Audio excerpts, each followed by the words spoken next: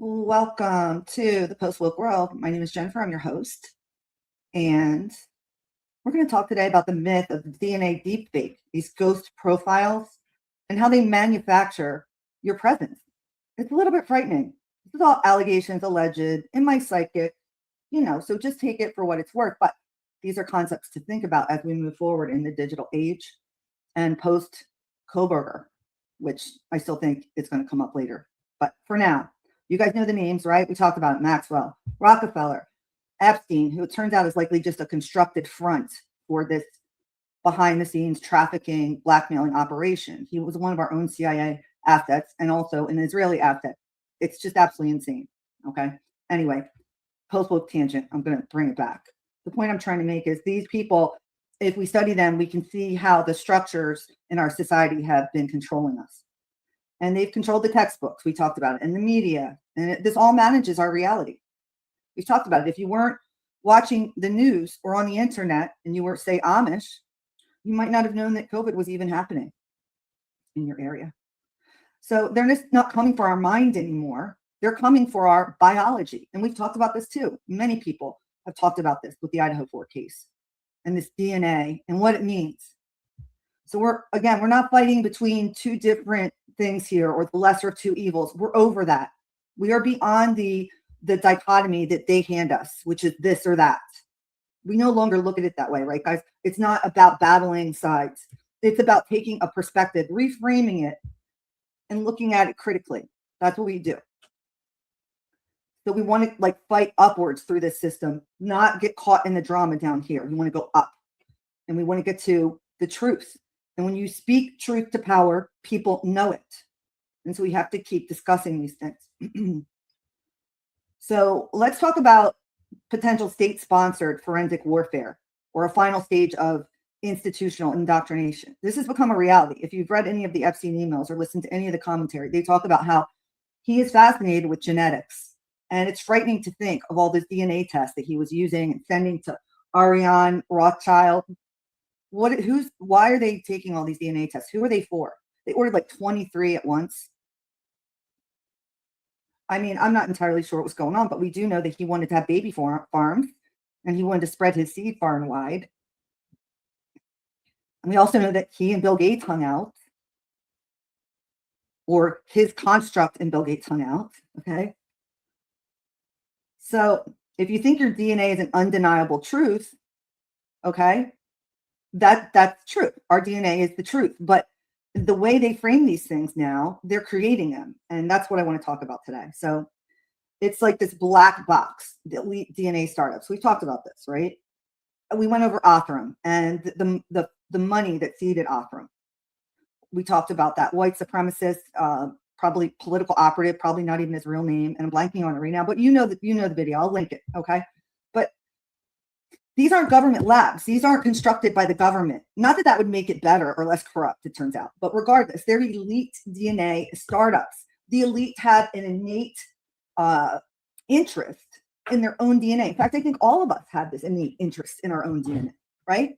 So it's not surprising that people who have the means are trying to figure out this DNA as quickly as possible.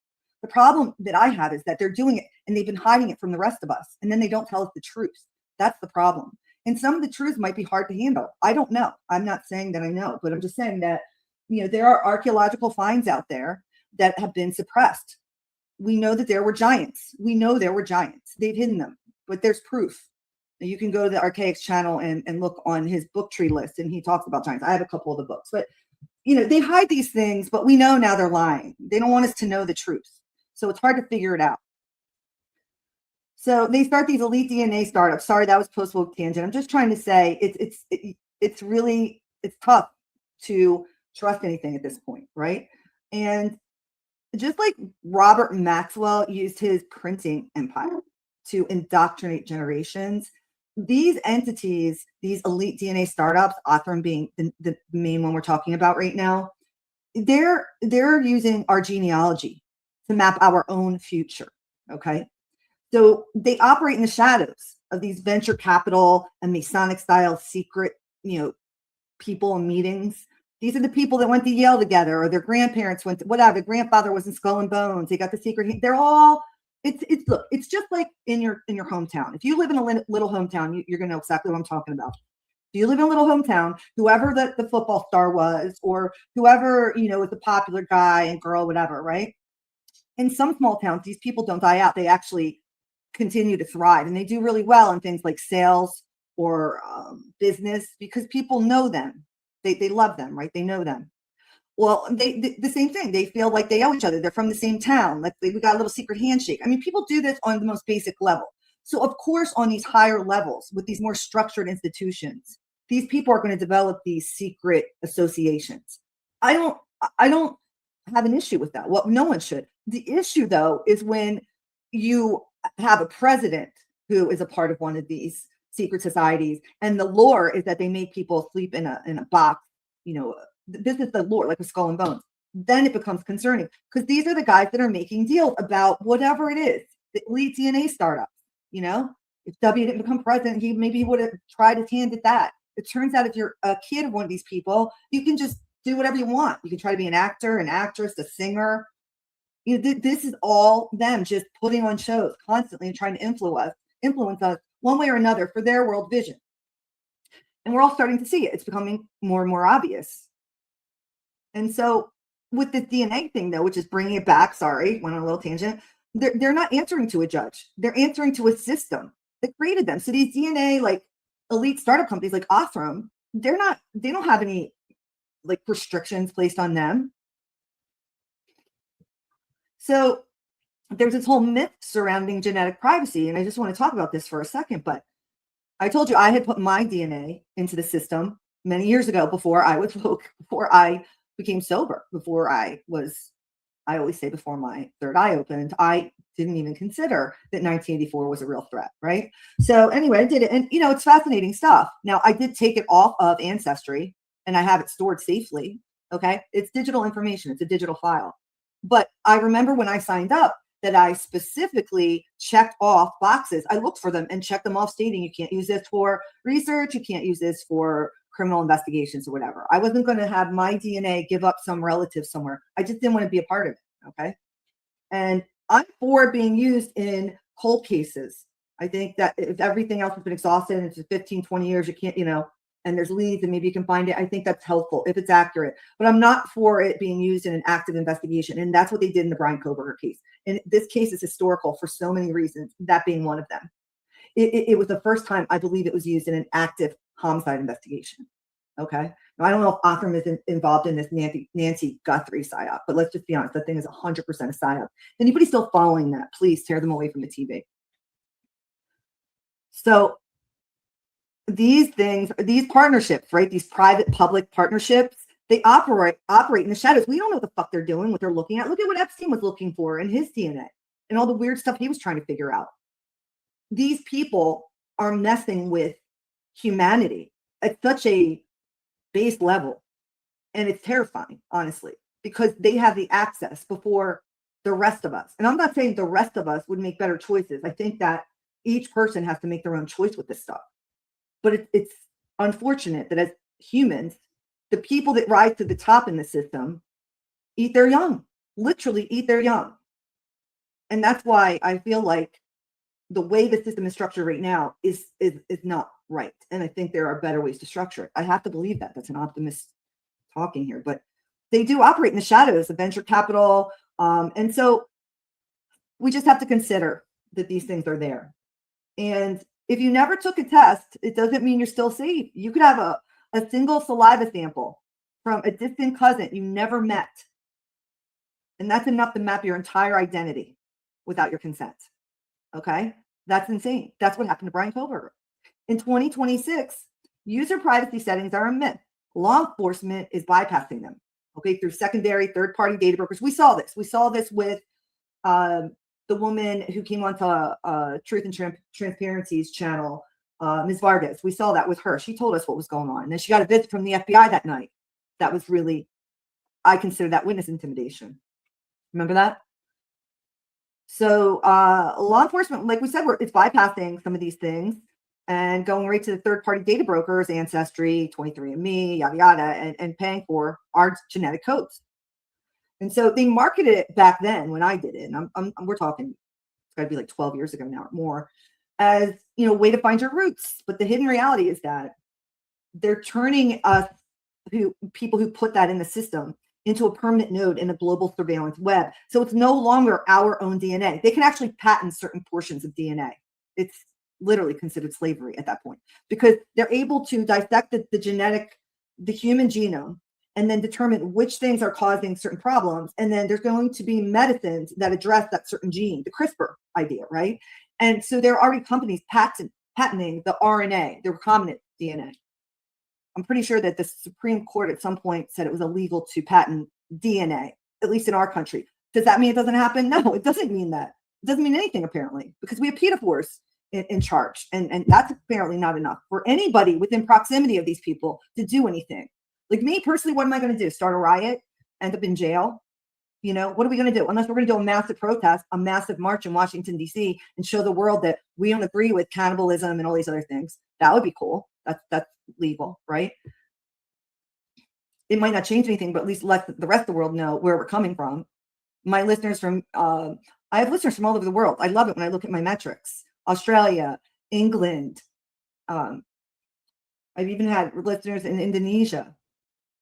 So it's just really nice to see listeners from all over the world. And I always appreciate any of your input that you give me from abroad as to what you think is happening over here, because we're also in a bubble looking at it in a different light. You guys probably have a better perspective than we do, for sure. And this war with Iran, we're going to get to that later. But so a parallel construction happens, right? So it's like our DNA isn't our own. It's in a searchable database. So if you look at the Idaho case, okay, this is where it hits the real world. Why is the secrecy around the IgG data so intense? Because they used the private lab to find a target first. Okay, let's think about this as a thought experiment. Nobody get their tits in an uproar. Okay, everybody calm your tits. This is just a thought experiment. What if they used a private lab like Othram to find a target first? They manufactured with a ghost profile. We'll talk about that. And touch DNA. And then this trace lead was used to justify the arrest, even though they say specifically in the PCA that's not why it was used. We know that that's what it was. They didn't arrest him until after they got that DNA from the garbage, right? Which I still have to wonder. I know that the legality, everyone's discussed it, but because it's considered a private community, are they allowed to go in there and take? I understand if trash is in the street, you can take it. I get it. It's public, whatever. Totally get it. But what I'm wondering is, because it's within a public, because it's in a community, right? A gated community. I'm curious about that. Did anybody break that down legally? Anyway, so these high-tech labs like Othram can now synthesize touch DNA. They can do it's like artificial biological material. What happens is Othram developed this, it's called KinSNP, KinSNP. And they only take a few cells. You only need out of the DNA, which is the touch DNA, they can take as many as 5 or 10 cells. And they run it through this program, essentially, this database that they have collected that's filled with people who have consented, according to them. I'd love to know if that's true. Maybe that's true now, but before, I don't know. Anyway, they say they run it through this database, and they're not using PCR amplification, which what they've used in other labs have used in the past, which is why I think Othram quote proprietary way to do it. Essentially, Othram came up with a way to. The problem is when you get this touch DNA, you have to get rid of any of the other things around it, like any of the DNA or whatever that's clouding these cells, right? The actual DNA material. And so apparently they came up with this proprietary enzyme that's able to get rid of that without destroying the DNA integrity. And they also came up with another enzyme that apparently helps to bring out and make that DNA more integral. It helps little pieces that are fragmented. They can even use fragmented cells with this. Okay. And they claim that essentially they are building a digital profile based on some skin cells. That's all they're doing. So it is a ghost profile. That's what they did to find Bryan Kohberger. That's exactly what they did. Okay. But the curious part is, did they have the name first? I don't know. Right. We still don't know this. We just don't know. But it's concerning the way that Othram came up with this ghost profile. Now, if you read, you can go read all about it. Okay. I'm very skeptical of it. I'm not going to say I think it's totally false, but at the end of the day, it really doesn't make much of a difference. Okay. If touch DNA was there or not, it still doesn't let us know when it was put there, right? It's on a movable object. It's not like he had touched DNA on the dresser or on the window, right? What about those fingerprints all over the fucking window? Remember that? What about those? Whose are those? The one that looks like somebody's looking inside. Whose fingerprints are those? I honestly don't have the bandwidth to go through all of the materials that they've put out, because to me it's so frustrating, because we had nothing for so long and now they're flooding us with stuff, and I can't even think straight about it because there's so much stuff to sift through. So it gets overwhelming, and that's why sometimes I step away from this case. But sorry for that tangent. I'm just trying to say, like, this stuff is scary. This is Minority Report type shit. And I will tell you also, because I had used my DNA and I took it, and now because I have my DNA, it's just like a code or whatever, these letters, numbers, whatever. I put it into another database anonymously. This was years ago. And this database happens to study certain traits, right? So certain traits, like you're a morning person. I think I've talked about this before, but you're a morning person, you're a night person, or you're a caffeine drinker or you're not, or you're more likely to be an alcoholic or you're not, or you're more likely to smoke cigarettes or you're not. And all of these different things. It even talks about physical attractiveness. There's actually genes for this, okay? It talks about telomere length in terms of your longevity. It lets you know. And then under each one of these traits, they let you know what yours is based on your genetic material that you sent them. And then it tells you what supports it. And a lot of them are just little studies that don't have a high end. So I give them like very little credibility. But some of them are very like, they're very much peer-reviewed studies, and they show like this gene is definitely tied with this trait, right? And it was interesting because one of the genes that I have is specifically tied with dark skin. And I have like a light complexion. It's not like super pale, but I'm definitely white, And so it's interesting because I didn't express that gene, and I don't know why. And it said that it's a high likelihood of certainty. So I don't know how to take that, but it was funny. I thought it was interesting. It's fascinating to look at the genetic breakdown. I mean, I recently found out I have Iranian blood, like 1%, I think. But I am Eastern European, Ukrainian, and Western Europe, Germany.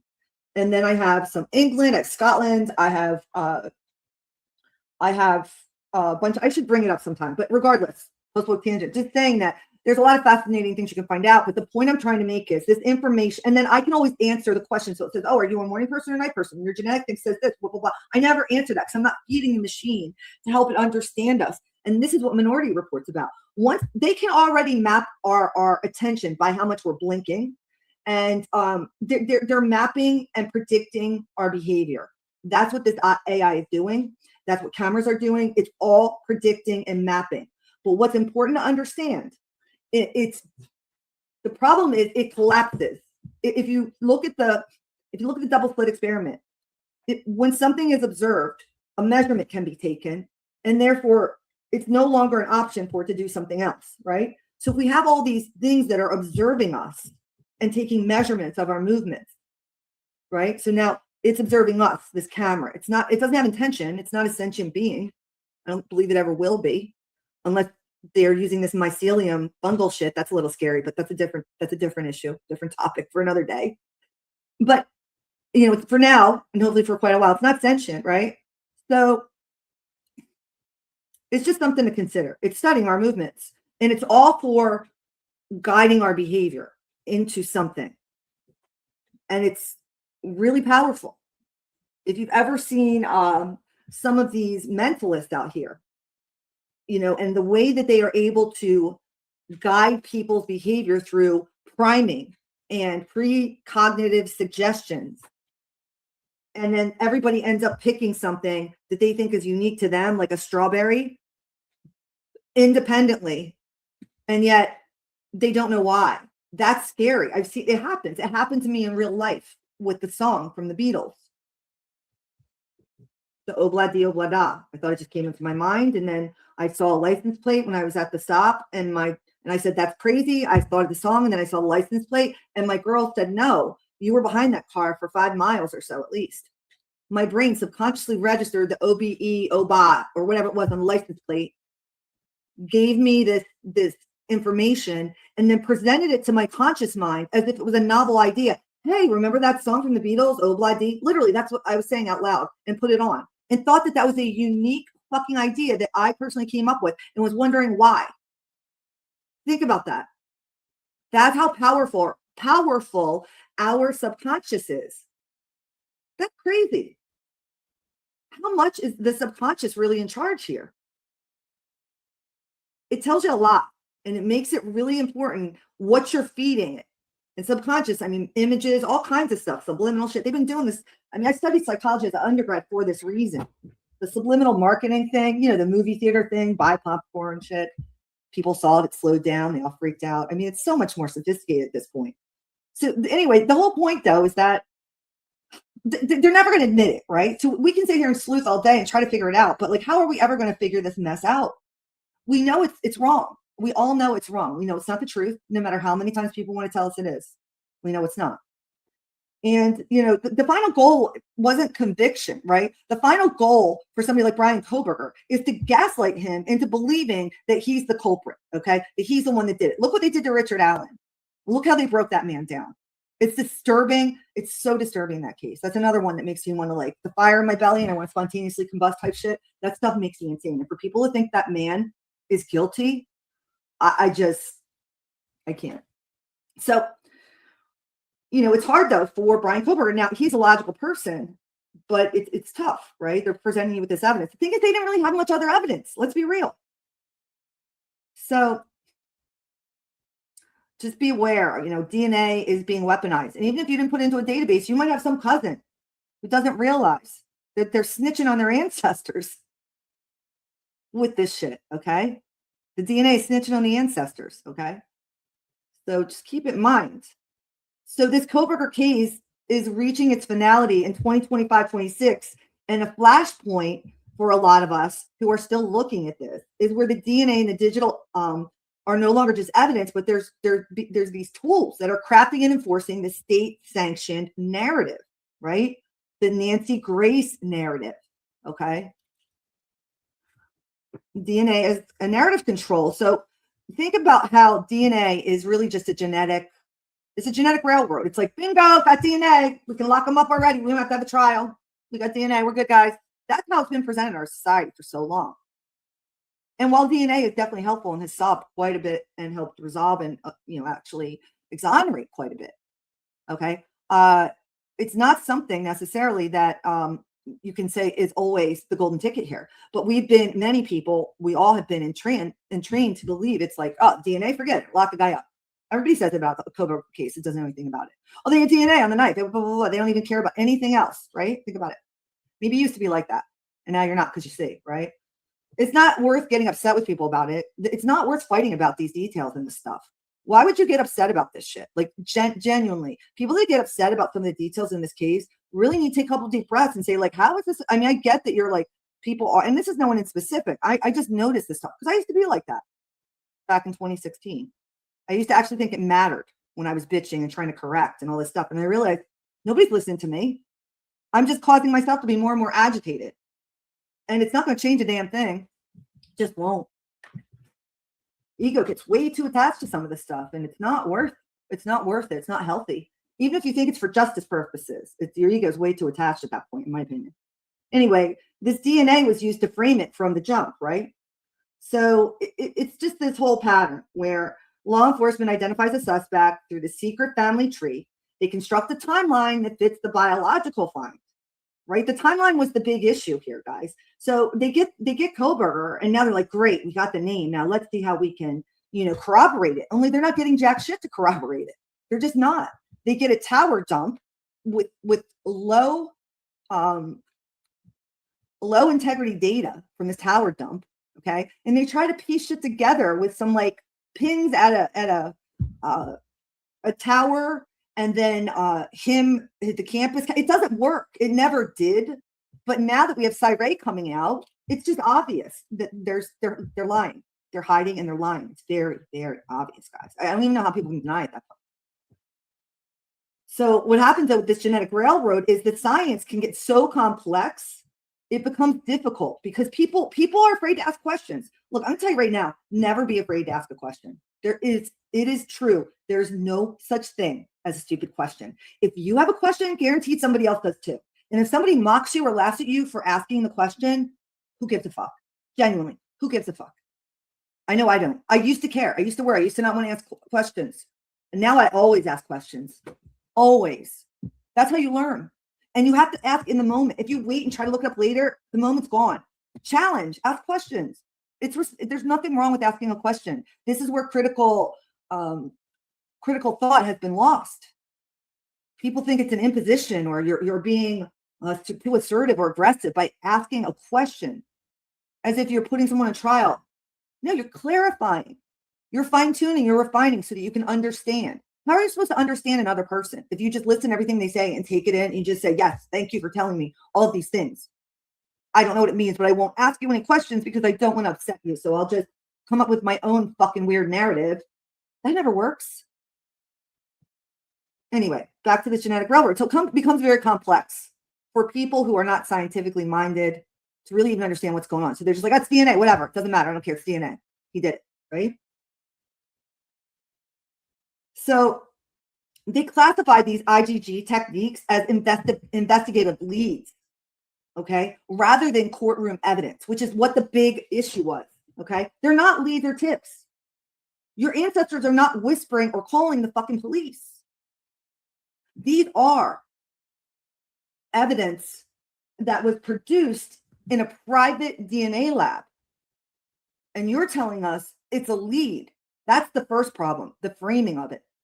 The framing of it is a problem. It's not a fucking lead. We were all confused from day one, and we remain confused by the term investigative lead and them stating it was the DNA. This is not common sense, which means bullshit. I call bullshit. And that's where the problem starts. When they have to frame something in order for it to seem legitimate, they're lying.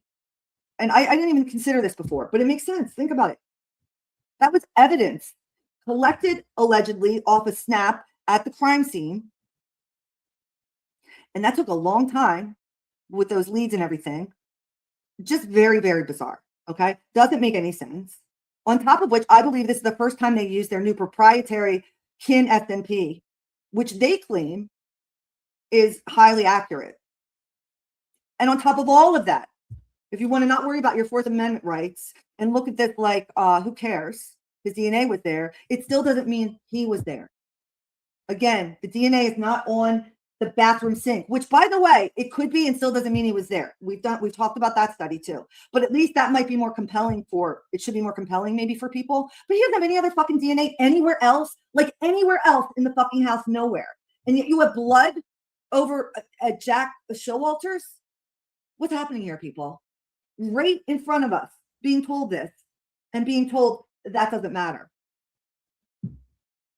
We know it matters. They started with a target and they worked backwards. It's very clearly. And then they had to fit it into this timeline. And the timeline doesn't work. It's why Ann Taylor did not want to give them the alibi. Everybody got so upset about this freaking alibi. She didn't want to do it because she knew that if she did it, they would manufacture more evidence against him. But Cy Ray is the one that saved the day. Thanks for listening. Going to go live and talk more about this. Sorry.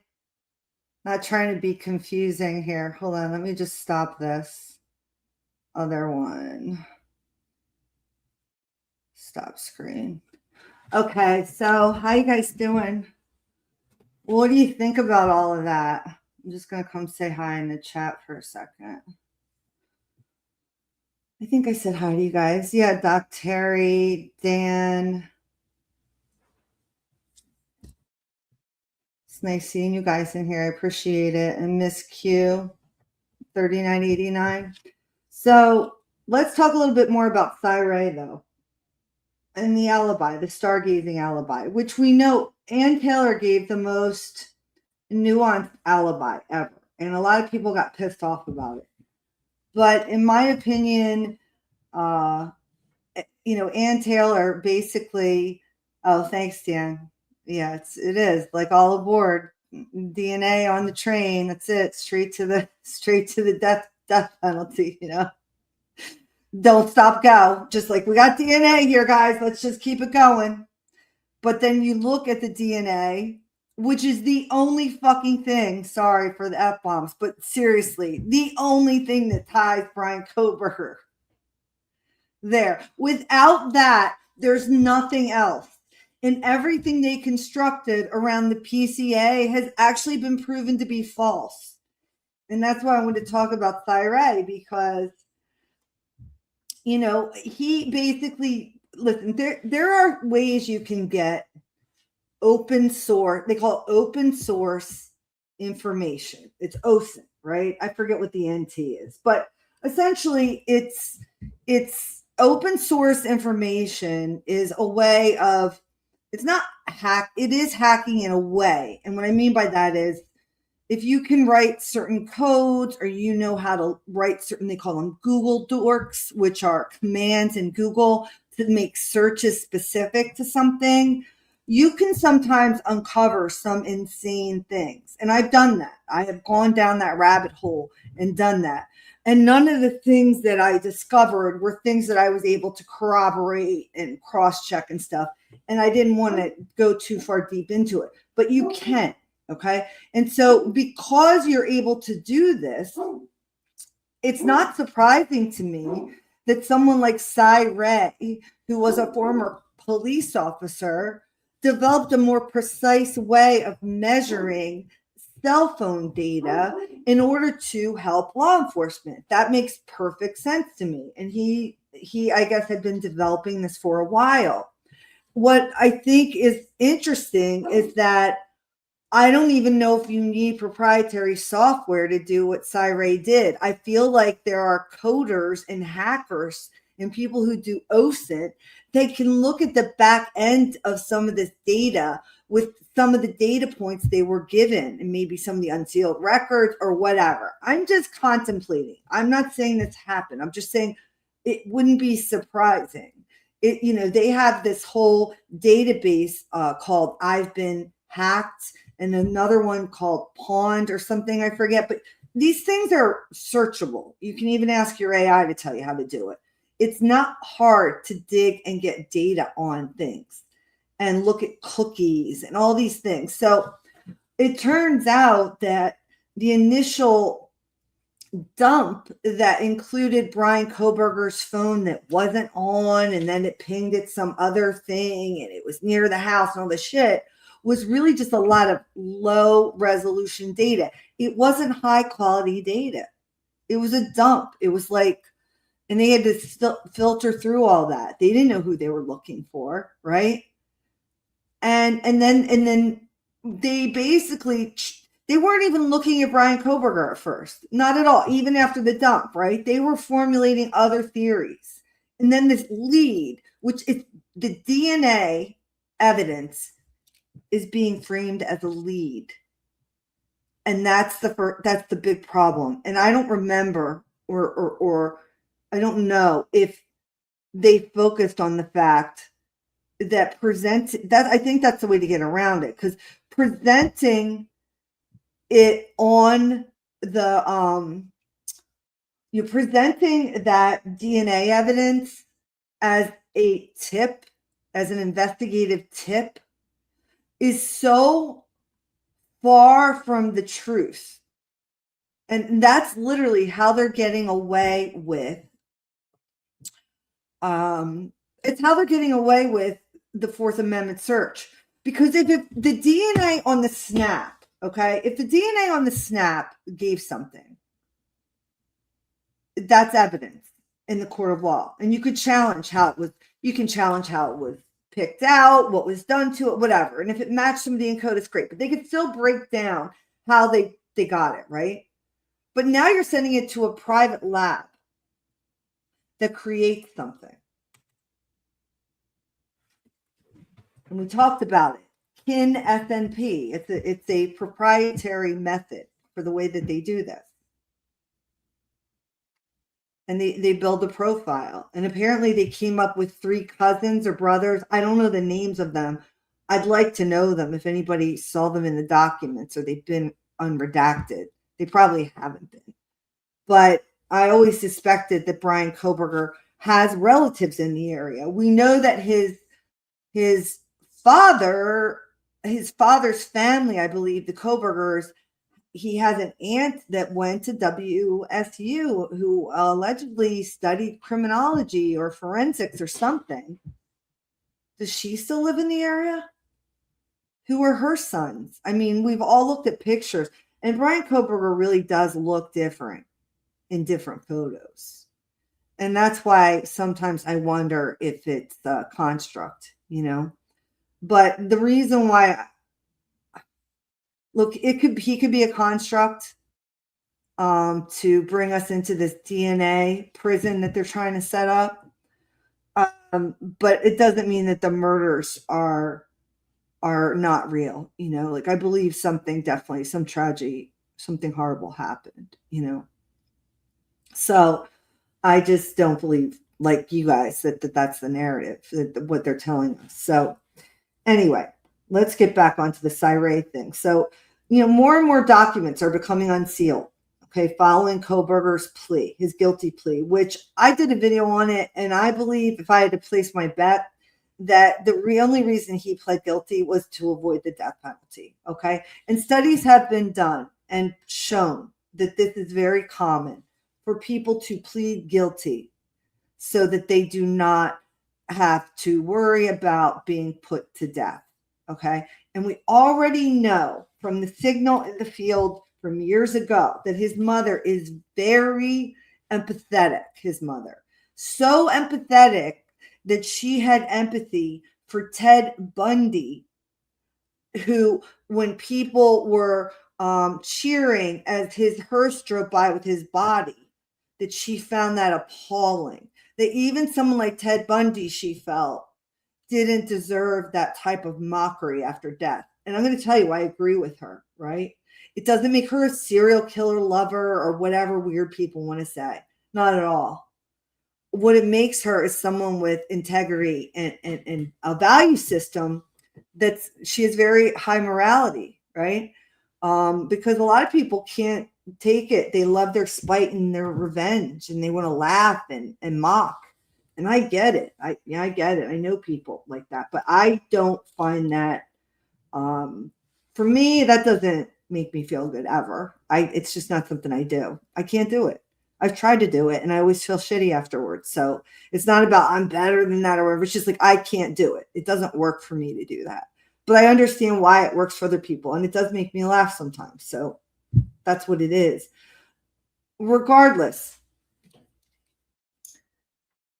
let's get back. Sorry, went off on a little bit of a tangent, but let's get back to this, okay? So he enters this guilty plea, is what I'm trying to say. And I believe it was done so quickly and out of left field and everything because it was some kind of discussion he had with his mother and father, okay? And, you know, the fact that he calls his parents mother and father, honestly, is, in my opinion, something that maybe represents some type of military training or boarding school training, some type of place where he was, where they were telling him he's waking up at 6 a.m. and making his bed, and he's, you know, out doing this during the day, whatever. And you will address me as sir or mister, and you will address your parents as mother. That's my opinion. This is my psychic. I could be wrong. Hold on. It's crazy. With these crazy ass animals. All right. So anyway, hopefully Bobby doesn't come over here and knock me off the chair. So yeah, so I'm just saying, like, he just strikes me as someone that was in some type of a military school. And it may have been for reform, not because he chose to it. You know, like somebody comes in the middle of the night and, you know, kidnaps you and takes you out in the woods type shit. I don't know. I'm just saying something happened to change this man around, because most people, okay, who are heroin addicts don't end up in a PhD program. They just don't. Okay. They just don't. That is a person who is outside the box, outside the norm. That tells you a lot about him, in my opinion. And I wouldn't be surprised if he's been, you know, marked early on for maybe his intellect or his government interest, or, there's a lot of possibilities with him. It's endless, right? Is he even in prison? I'd really like to know. Right? That would help a lot, right? But every time we see him, he's got this different face on. It's very strange. I don't know what to make of it. Regardless, let's just stick with facts, though. Let's get away from the tangent and the hypotheses. Those are just things that I speculate about. Those are not things that we can prove at this point, or maybe ever. But as these documents are becoming unsealed, okay, we're starting to see that the defense experts' data is emerging in terms of this alibi that they were going to have. So the stargazing defense, right? The defense expert, Cyre, is arguing that cell tower timing advance records actually placed Kohberger miles away, driving south of Pullman during the critical 4 a.m. window. Okay? So this is exculpatory. In 2026, there's been updates suggesting that the original 19-page affidavit, which we all studied for so long, relied on low-resolution tower pings, and it ignored the more precise data that contradicted the fleeing Elantra, right? They had to have that fucking fleeing Elantra narrative. And every time I look at the car, it looks like a different type of car. It doesn't look like an Elantra. And then it doesn't. It looks like a Lexus. Maybe it's a BMW. It doesn't have a sunroof. I mean, it's like the mafia movie where they all ride around in a circle and you can't tell which one's going to, you don't know what's going to happen. Or there's 3 cars and it's like the shell game. You don't know where the Pope is, right? It's a shell game they were playing that night with those cars. And the police, we know, were in the area. We already know they were in the area. They're hiding stuff. It's very obvious. But let's just look at what we can prove. So these updates tell us, though, what we suspect. Low resolution tower pings, the tower dump. It's not great data. Okay? They're phishing. They ignore more precise data that contradicts the fling. It's like in the Karen Reed case, where they're ignoring something that's more precise and sticking with something less precise in order to stick with their narrative. This happens in all institutions. It happens in the educational system. It happens everywhere. It could happen in your household. You cannot let it stand. You have to stand up against this shit. You have to stand up against it and say it's wrong. You have to use the more precise data. Your narrative is wrong. Your narrative is wrong. So to skeptics, the 11:58 911 call and the 8-hour gap before police arriving remains ultimate proof that the timeline was squeezed to fit a pre-selected suspect. They have the way that they presented this from the beginning, if you think about it, because it was so scripted, it was all framed very purposefully. We can say, oh, Chief Fry was fumbling and he didn't know how to talk and he's not media trained. I call BS, okay? Because I think that they were lying and they were presenting they were lying, right? He might have been nervous because he was lying and nobody really likes to lie. Maybe he didn't have to in the past, but he was clearly lying. We all knew it. And the way they framed it, remember, we had to wait to find out how they died. It was like a few days after it is so abnormal from the jump. That is why all the intrigue, by the way. So that's why I think of PSYOP, right? We should do a PSYOP checklist. Actually, let's do that after this. But we'll talk about that next. But let's just say, okay, the narrative that they gave us is 4 kids died in a house. Some of us thought maybe it was an OD. There was a lot of fentanyl deaths at that time, okay? We didn't really know, okay? So that was the narrative they gave us. We're all starving for what's happening. We're looking in the forums and shit. And then they come out and they tell us 4 people were dead. They were stabbed to death. And that's it. They're not going to tell us anything else. And they say nothing about the surviving roommates. Remember, we didn't even know about the surviving roommates for a while. It took a while in order for them to bring them into the frame. And that was obviously done on purpose. Why? because they knew that once we found out about the surviving victims, we would all naturally be questioning why the fuck they were still alive if this happened inside the house, right? They knew that. They knew that. So they had to delay that information so that the frame that they gave us stuck. We don't know what happened. It's random. We don't know. It's definitely not drugs. And it's definitely not, anybody around here. We don't know what happened. And then all of a sudden we find out there's 2 roommates that are alive. And we're just like, what you talking about, Willis? And then then we find out that the 911 call, when that was made, that was redonkulous, right? And now we're really like, wow, this is crazy town. And if people start questioning the roommates, they're called like evil and monstrous because they're survivors, which also is a big red flag. Okay, so all this happens. But if they just told us from day one, 4 people were stabbed to death, there were 2 surviving roommates, one on the same floor as 2 of the people that were slaughtered, and one right below the bedroom where the other 2 people were slaughtered. Can you imagine if they said that from the beginning? The only way that they would be able to say that from the beginning is if they had arrested Bethany and Dylan. That's what they would have had to do. Think about it. They would have had to arrest Bethany and Dylan because they should have arrested Bethany and Dylan. Facts. Okay, facts. We can't pretend anymore that they shouldn't have.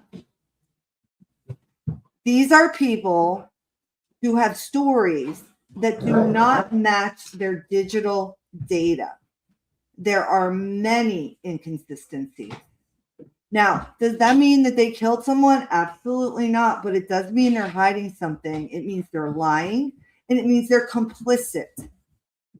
So absolutely, they should have been arrested. And because they weren't arresting these girls, because they're part of probably some elite families in the area, and either this was planned for decades or Dylan took some acid and popped off.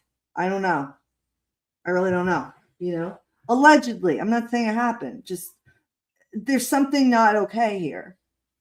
And just it's because of the frame. It's because the way it was presented to us initially that we took that bait when they were saying you can't question Bethany and Dylan because they're survivors, and that's not nice because they're in shock and they're survivors. It's not okay. They're saying this to us knowing full damn well that at some point we're going to see the digital evidence that shows these girls are texting back and forth, that they never fucking went to bed, that they have to eventually say that they ran past Nana's dead body and still didn't call anyone. Okay, so they know eventually it's going to, but they're controlling the information, right? They're only just letting a little bit out at a time because they know every time they let something out, we're over here agitated again. And that's why I think of PSYOPs, because that's what PSYOPs do. They make you agitated. Like I said earlier, people start going nuts with this shit. I mean, I've seen people get into drag out fights and then they're making videos. Remember that one time Pop would literally challenge that guy? I don't even remember his name anymore. Nothing wrong with him, but he wanted to box him. He literally challenged him to a live boxing match over this shit.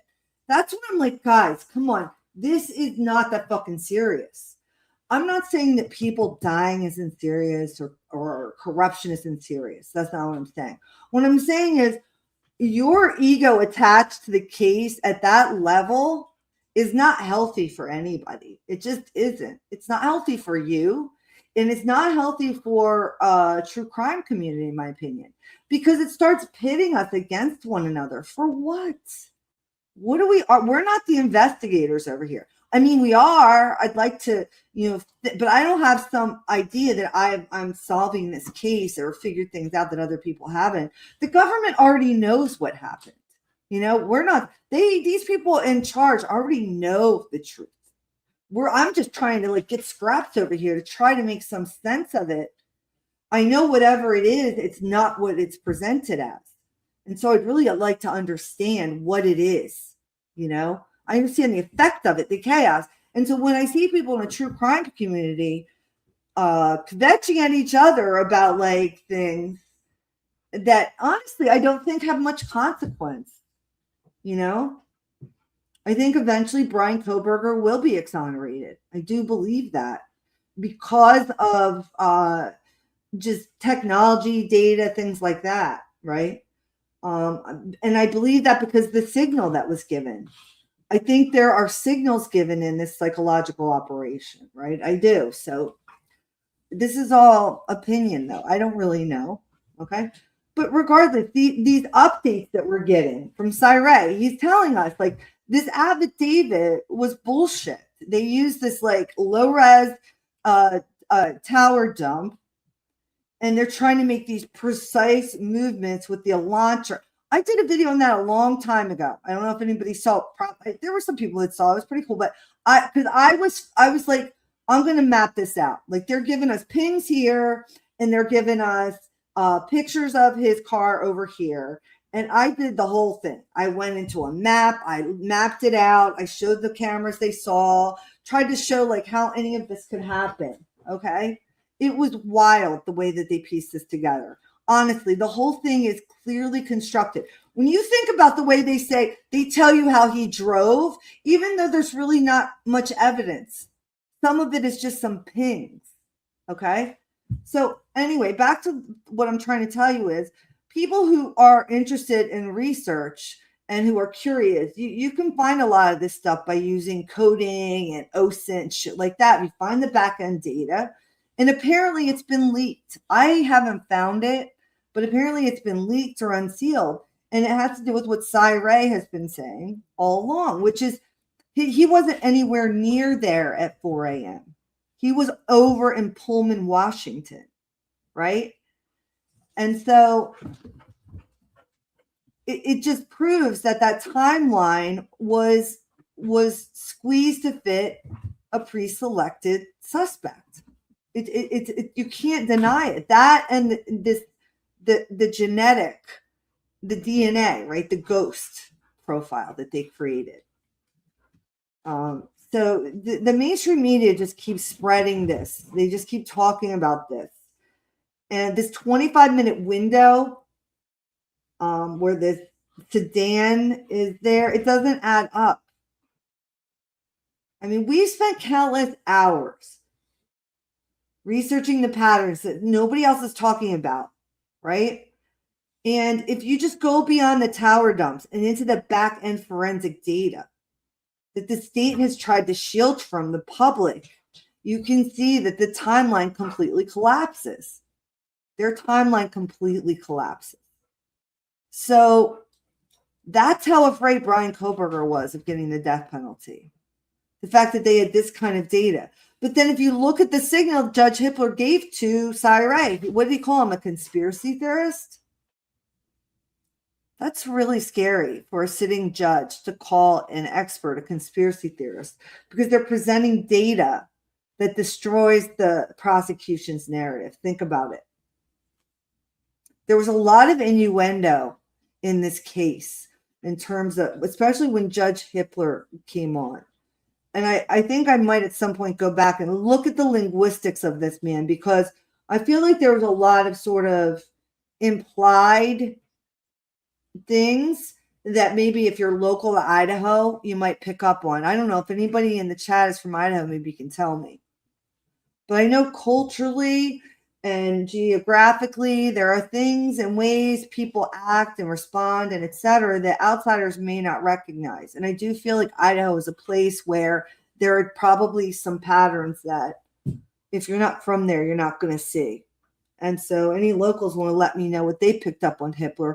But what I picked up on Hippler, despite Andrea Burkhart, whom I respect, saying that he was fair, I really picked up on Hippler that he was, if I just looked at him and picked up on his vibration, and this is just my speculation, he was authoritarian out of fear, because he already told us he did not want to be there. He did not want to be part of this case. And that does, a lot of judges might want to be part of a case that's going to make legal history, right? That kind of makes sense. It's the whole purpose of sort of, I would think, becoming a judge, is because you want to be the one that is determining these like big legal questions. Okay. And then most judges end up just determining these, civil cases that are silly and probably not rewarding very much for them. But here you were getting presented this like incredible case with a lot of complex data and information that could eventually go to the Supreme Court. And the first thing Hippler tells us is he doesn't want to be here. That's a huge signal to me. In my opinion, that means I don't want to be here because I know this is a big pile of flaming dumpster shit. And the longer I'm here, the more likely I'm going to pick up this stench or end up dead. That's what I think that meant. Okay. And I wouldn't be surprised if Hitler was assigned based on something like a quid pro quo, like somebody somewhere called him up and said, you're taking this case because you owe me. I wouldn't be surprised. And so just in retrospect, looking at it, I feel like he was very authoritarian. I feel like there probably were some veiled, I don't want to say threats, but veiled sort of things that were said that maybe if you're from that area, you might have picked up on. That's just my opinion.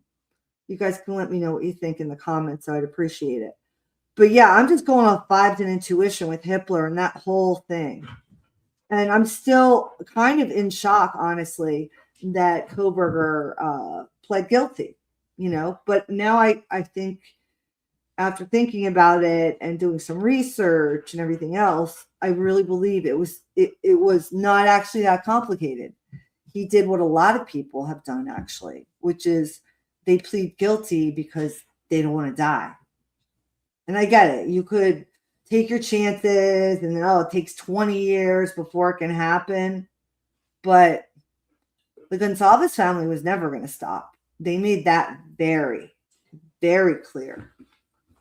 And I would not be surprised if they had some sort of direct impact on why he decided to fold. I wouldn't be surprised because they were very bloodthirsty, So they were quite intimidating, honestly. I mean, if I were Bryan Kohberger, I would have felt a little intimidated if I were an innocent person, which I'm still presuming him to be, because he didn't allocute, guys. Bryan Kohberger did not allocute the crime. He did not explain it. He did not fill in the gaps. He did not tell us where the murder weapon is. He did not explain anything. Okay? And because he didn't do that, I don't believe that he did it. It doesn't, I'm an American. I have a presumption of innocence. And just because the state tells me he's guilty, I know better. We all know better. So in my mind, he's presumed innocent still. And the thing that's a crime is that Bill Thompson tries to give these bullshit answers about why they didn't make him allocute. No, Bill Thompson is a weak, cowardly man. I'm not saying that he's complicit in anything illegal, but I'm saying you're weak. Because just be honest about why you gave the deal. And the only plausible explanation is because you had a shitty case. You had a shitty case. So let's just get back to the guest. Let's talk about it as like a guest list, right? This tower dump, these GPS logs versus the guest list. So the tower dump is like the guest list, and then the GPS logs are the things that are more precise. So the guest list is like who was invited to the party. So it tells you who's in the building. It doesn't tell you if they were in the kitchen, the basement. It's low res. It's a manufactured snapshot designed to fit a PCA. They could pick it at any point. That tower dump. Who chose the time frame for the tower dump? And I know we talked about this in the beginning, but again, it's the framing. Who chose the time frame for the tower dump? Because why was it only these hours? Why was it not before that or after that? When was the last proof of life of these students? It should have started there and then gone to, forward. And I don't think they started further back enough. But look at the way they just focused on one time frame. So it's a snapshot. It's like, okay, I could do it, and anybody could do it in your neighborhood. You can actually figure out, go on Wiggle. Wiggle is like insane. If you might even be able to figure out. Wiggle is a way to map people even in the past. I bet you people go on Wiggle and map Bryan Kohberger from the past if we have certain stuff. Seriously, check out Wiggle, WIGLE. It's free. But anyway, I might do that later. We'll see. But regardless, sorry, I just lost my train of thought. Oh, the guest list. It's like a guest list for a party and a snapshot. So during this time, there's whatever time frame it is from, let's say, 1 a.m. to 5 a.m., there's, 600. These are all the people. Now let's cipher through them, right? But again, it just kind of tells us they're in the area. It doesn't tell us where exactly in the area. They tried to make us believe from the very beginning, oh, it was 10 feet from the house. He was pinged right by the house. He was connected to their Wi-Fi.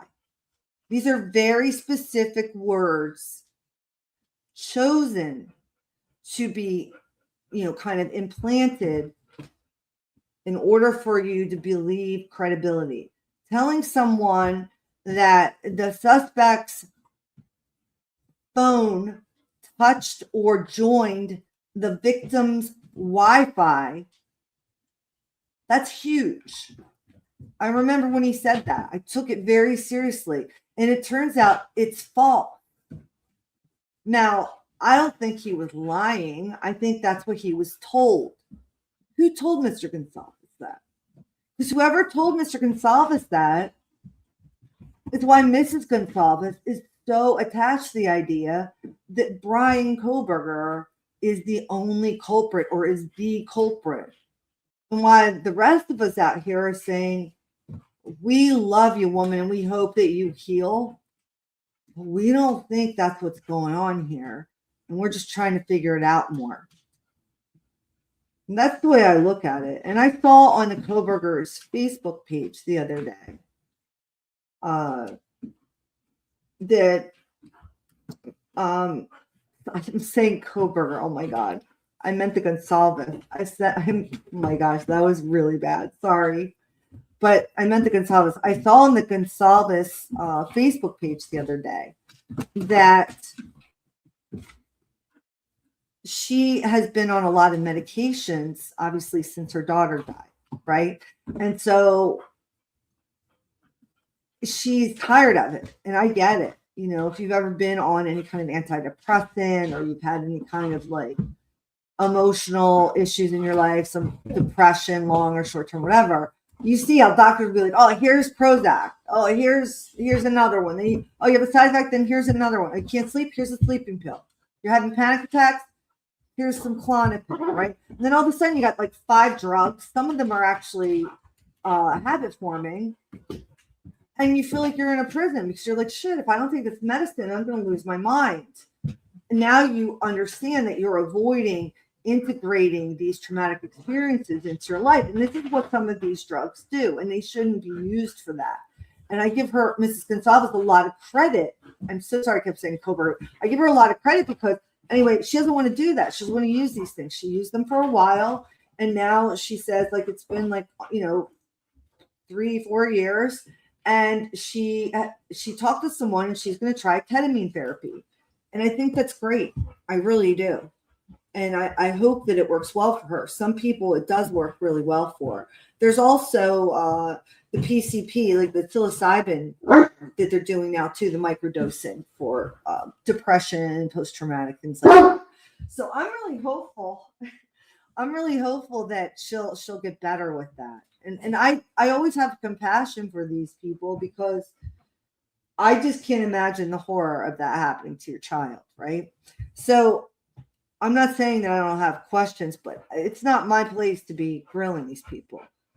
I do think they were lied to during a time when they were emotionally numb, traumatically overloaded. And these things, when you're in a trauma state, they're going to land in your subconscious in a way that you're just never going to understand unless you've experienced it.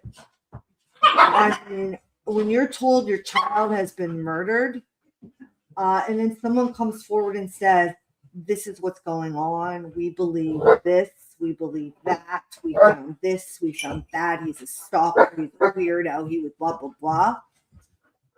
I mean, remember, Mrs. Gonsalves was starving for information. You guys want to go outside?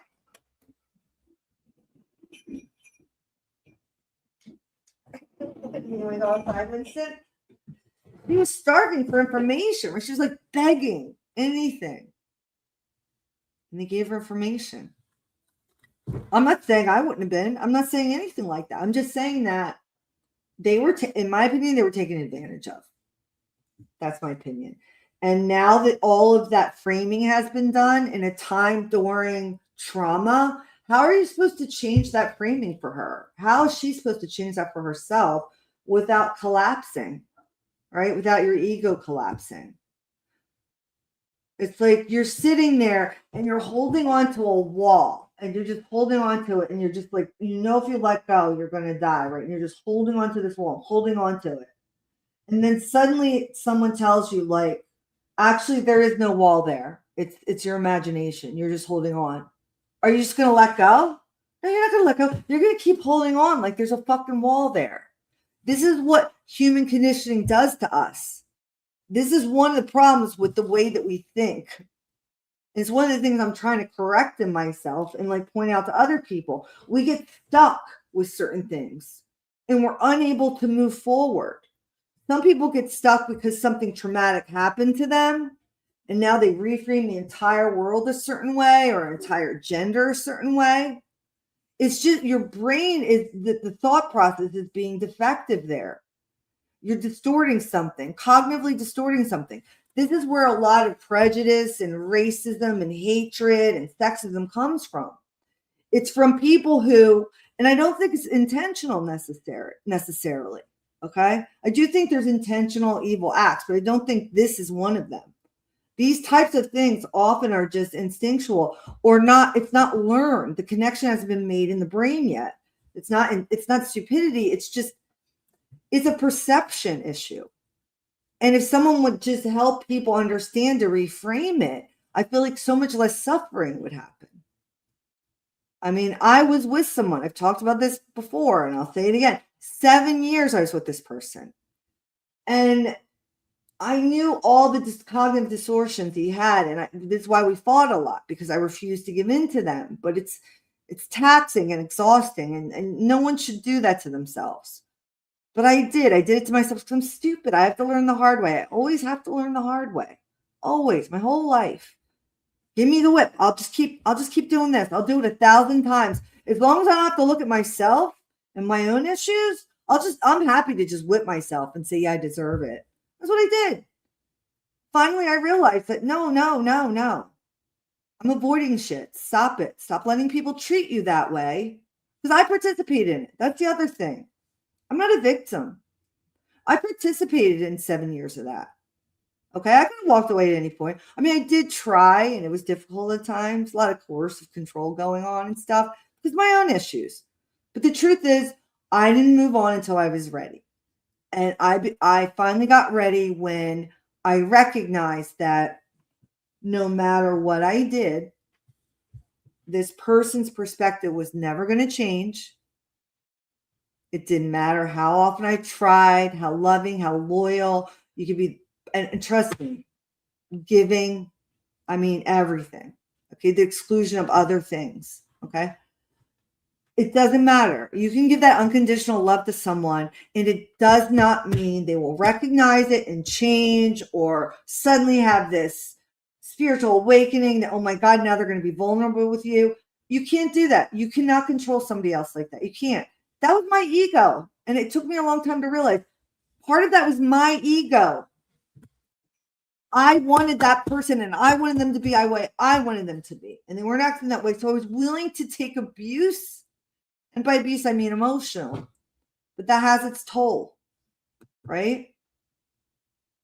So we participate in these things. And it's just important to recognize we don't need to. We don't need to participate in these things. And by blaming, it's always looking for the blame. Like I have to blame somebody else for the problem. Every time you're blaming someone, you're avoiding the fact that you're participating. You are participating. No matter what it is. It always comes back to us internally. We're responsible. And it's, it's hard to see it sometimes, but it is an awakening. There's a lot of freedom that comes with it, but a lot of responsibility. You want to make sure that the things that you're doing are not going to harm anyone. But so many people right now are ingrained in this, way of thinking like all men are bad, right? Like the patriarchy, like men are evil. I've seen these incredibly intelligent women on TikTok and YouTube who initially I like, and then suddenly they jump into this rhetoric. Sorry, I just want to. They jump into this rhetoric of the patriarchy. And whenever I see this, hold on, you want to go? Okay. Whenever I see this with women, there's an underlying bitterness. I'm just going to say it. And it's a shame. There is an underlying bitterness. For someone to blame an entire gender for the world's problems and all of their life's problems and sit there and bitch about all the men and this and that framing, you adopted a psyop. Like the psychological operation has completely taken you over. Because logically we know whether a group of men or women or whatever it is, right, did whatever. At the end of the day, other people are consenting as this is happening, right? They're consenting, meaning participating. They've got us so conditioned to not act against things that we know are wrong and look for other reasons to blame. They want us to do that. When we ourselves can actually do shit that makes a difference. You just have to have the courage to do it. Anybody can be approached with this stuff at any point, and you have to raise your voice and say when it's wrong. If you don't do that, you're part of the problem. You're part of the problem. And people say, well, somebody studied their whole life to be a doctor or this or that. And if they do this, they're going to lose their career. Okay, if that's what they want to use as a rationale, okay. But when they're giving vaccines that they know are going to later cause problems for people and directing other people to get them, if they think that karma isn't going to come for them because they had to feed their family, they're wrong. You can tell yourself whatever reason it is for not standing up and doing the right thing at the right time when it actually fucking matters. But at the end of the day, karma doesn't care. And it's not people like Anthony Fauci who gave the orders. That's why these people up top never get in trouble. Because oftentimes they may not have actually done anything. they've just offered the wrongdoing to other people who consent and take it, and then that's it. Look at the way we had people on social media telling people they should die because they didn't want to have a COVID vaccine. Can we just rewind to like that era? It wasn't that long ago. Do you remember? Do you remember, guys? Celebrities, politicians, unhinged people everywhere shouting death to anti-vaxxers, saying good if a child died because the mother didn't get them vaxxed for COVID. Do you guys remember this? It was not that long ago. And these things were being written in the New York Post. I mean, people had no filter for the hatred they felt for someone who was questioning that maybe these vaccines weren't exactly what we were being told they were. Do you guys remember that?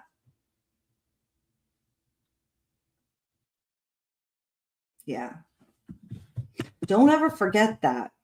And remember, that's your answer. If someone ever has any reason to say to you, I don't know how the Nazi Germany happened. I don't understand, If someone told me to do that, I wouldn't do it. My first question is, did you wear a mask during COVID? Did you get a vaccine? How many boosters did you get? Did you get mad or disown or become not friends with someone because they wouldn't get a vaccine? Then you're wrong, because you would absolutely do what your Nazi commander told you to do in that case. Absolutely, you would. Yep. Yeah. And a lot of people would. Clearly, you saw it. That was the beginning of like the division. I think, and I'm not a big like Bible reader, but there are things that we've heard over time. And I've gone to, like I told you when I was younger, Saturday school, for Ukrainian Orthodox, and you learn stories, and it's like there's a time where it will be hard to know what's real, And we're in that time, obviously, and it's getting worse. The AI is getting worse. It's scary, the AI. I'm not AI, and I'm not going to turn into AI. And, I don't add like a bunch of filters on myself or anything. If I do, it would be obvious, like the cartoon filter. But like I'm a real person. I think human connection is really valuable. And especially as this digital age moves forward, I think people may feel more lonely. So I just want to make sure people know this is real. I'm live. I'm going to go live every Saturday. I need to pick a consistent time. I'm sorry that I didn't start earlier at 1. Let me just finish this, and I'm going to jump over into the chat. But, Cy basically gives this back end data, okay? Because he's an expert. He developed some system to look at this back end data. And he's talking about timing advance, measuring the nanoseconds it takes for a signal to hit a tower. I mean, this is very nuanced shit. And you know that the Idaho State Police is not doing that because they don't care. They got their man. They don't want to dissect. Don't look any further and don't ask any questions. We already have somebody. What are you, a serial killer lover? Why are you looking at that record? We already have somebody. I mean, that's the answers that you get, right? But it turns out when you look at that, when you look at the more precise data, which is a tool available to people, anybody, and apparently Cy has used it in other cases for prosecutors, typically, this time for the defense, then it's not an estimation. There's a mathematical equation that they can give you on the certainty of the distance away from whatever it is that you're measuring, right? There's a mathematical probability. There's equations, just like they can do with DNA. Guess what? You can do with digital evidence. Is anybody surprised by this? Like, I'm not surprised by this at all. In fact, I think it's fucking weird. I think it's weird that we have to get Cy, an expert on phones, to come in and point out the fact that Brian Kohberger is not anywhere near that house at the time that they allege these murders happened, which I still don't even think that's when it happened. But they had the white car over there, so they had to try to tie all this shit together, right?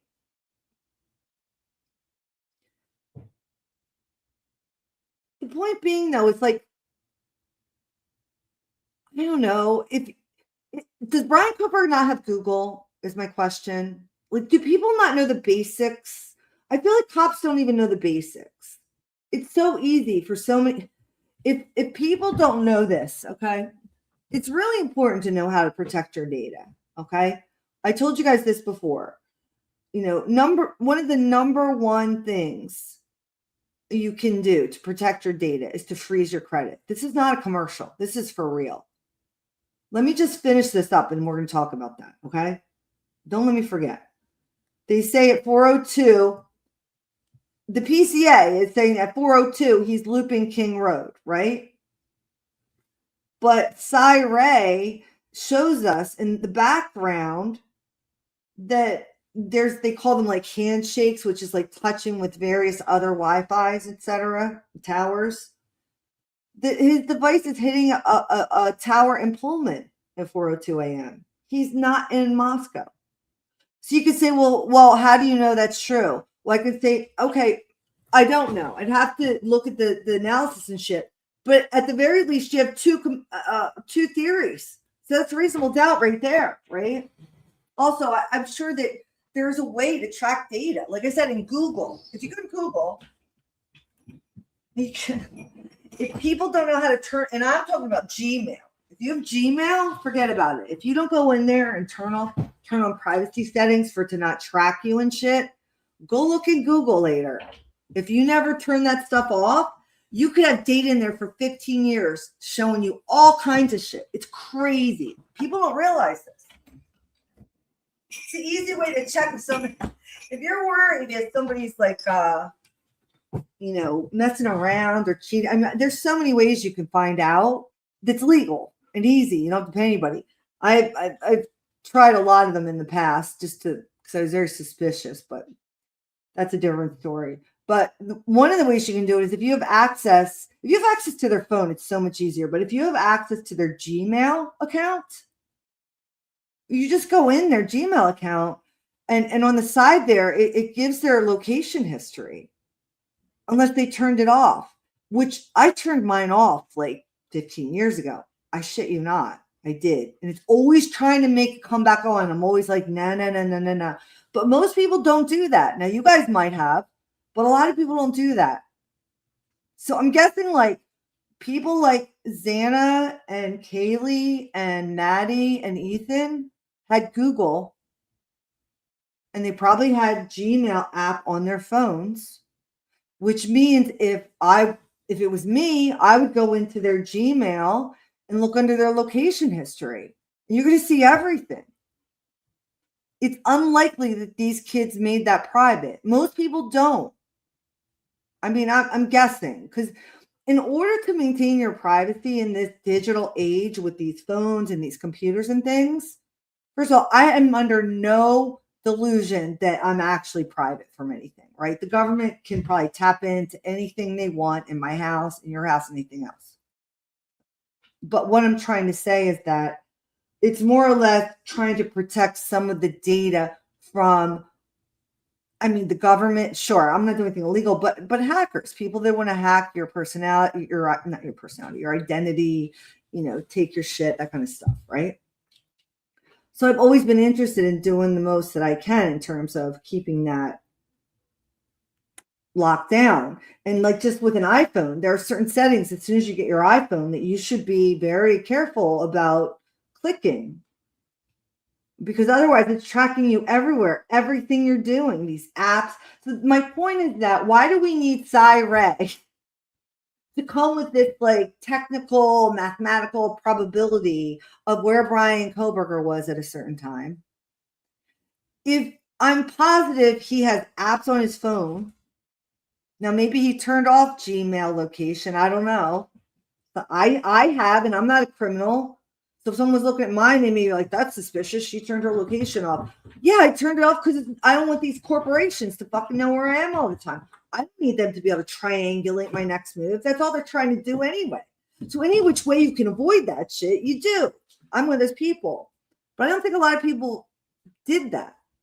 Check your own. Like I said, check your own Google. So my point is that, like, why can't they go into one of these apps and look at their location? I don't even think it'd be that hard to figure it out. No illegal hacking needed, right? So I'm just saying, but okay, they didn't do that. They're not doing that for whatever reason. We have Cy but Cy is giving us some good information. He's telling us at least how he got the information. He's not doing what Othram does, which is that's proprietary information. We can't tell you how he did this. It's a black box of magical IgG shit that we can't tell you about, right? But the fact that Cy is able to place Bryan Kohberger pinging at a tower in Pullman at 4:02 a.m., that is what just completely derailed this genetic railroad. Okay, it does. It completely derails it because you're already got this flimsy little touch DNA evidence, which even if you want to concede that that's actually his DNA on the thing, which I don't know, it's possible, but this constructed model with the way that they did it, I think, is completely bullshit. But even if you want to concede that, it still doesn't matter. It doesn't mean he was there. It just means he touched that at some point. We don't know when. And lots of people, we talked about this. If you look at the manufacturer, these aren't sterile things. When you open up even clothing items, that's why some people don't wear anything until they go home and wash it. It's in the store. Everybody's touching it. Like, who fucking knows how much shit is on there? You're going to go home and put it on without washing it? That's a bunch of touch DNA of people you don't even know. And then it gets in your house. I mean, this happens. This is real. Now they're saying they're using fragments of cells off the snap of a knife, okay, to build a digital profile.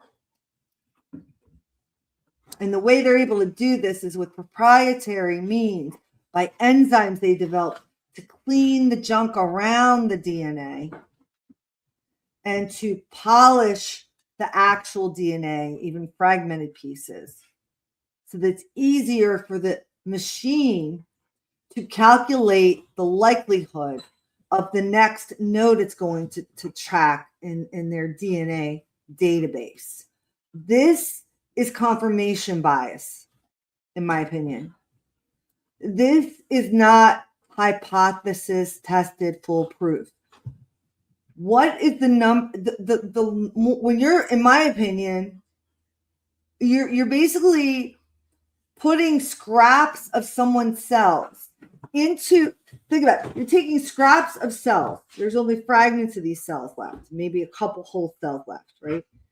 You're applying some shit to it, enzymes and polish or whatever that you claim is proprietary that helps you make this DNA that's there more obvious. It's shining brighter for everybody to see, right?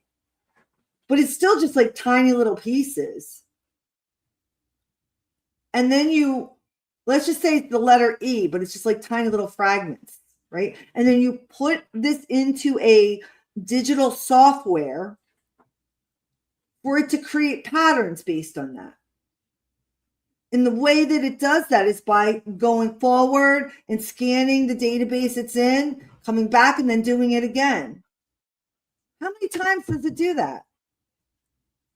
And also, isn't it, again, confirmation bias? It's only reacting to the DNA that's in there. What about the DNA that's not in there? If you have a family full of criminals, is that going to make it more likely to look like your DNA is going to pop up here? It's not even real DNA. That's the problem. It's probability DNA. It's fragmented cells on a knife sheath. That's all it is that Bryan Kohberger has tied to this case. There's nothing else. He didn't stalk them. They didn't follow each other on social media. There's nothing else. We've all looked exhaustively. The Gonsalves family was lied to. They were lied to. Flat out lied to. Who do you think the most likely culprit is that lied to them? Was it FBI? Was it Idaho State Police? Was it a Moscow police detective? Who was it that was the Gonsalves family source that lied to them so deeply about this case and told them that Brian Kohberger was definitely the guy? He was definitely the guy because WSU professors thought he was creepy and students thought he was creepy and blah, blah, blah. Well, it doesn't look like that's panning out. The WSU lawsuit, I don't think is going to go very far. Think about the environment for Kohberger, okay? Think about the environment he was in Idaho, no less. Moscow, Idaho. Now, I read the reports about what was claimed about him. None of them seem to be verifiable, but I do admit that it does appear as if he was kicked out of his PhD program. Again, not sure if that's just part of narrative, you know. He did seem to think he was going to be going back. A lot of people talk about no shower curtain, right? They make the note. There's such little evidence here to help tie the suspect that people make much ado about the fact that there was no shower curtain. And I'm saying to myself, honestly, like a lot of guys, especially guys like Kohberger, who are kind of intellectual and maybe not socially like, as adept as others, maybe, they can be clean freaks, right? Or they can be guys that don't give a shit if they have a shower curtain. I mean, I've been to guys' houses where there's no shower curtain. And it's hilarious. I'm like, what are you doing? Why don't you have a shower curtain? Oh, it had mold on. I threw it out and didn't get another one. Or whatever. It doesn't mean that the shower curtain came down and they wrapped a body in it or whatever, right?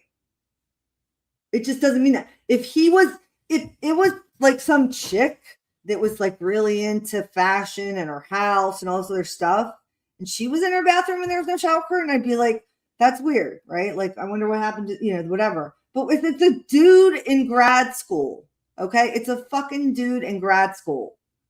And when he did have a shower curtain up, by the way, it wasn't even an actual curtain. It looked like a liner. And again, dude in grad school. I don't think the guy was interior decorating much. I just don't. So but when you start picking on evidence as if that's important, that's how you know you don't really have anything. And so they got these few cells, these fragmented cells. They create a profile from it with their own genetic DNA database, which they claim is filled with people's DNA that consent to be used for this project.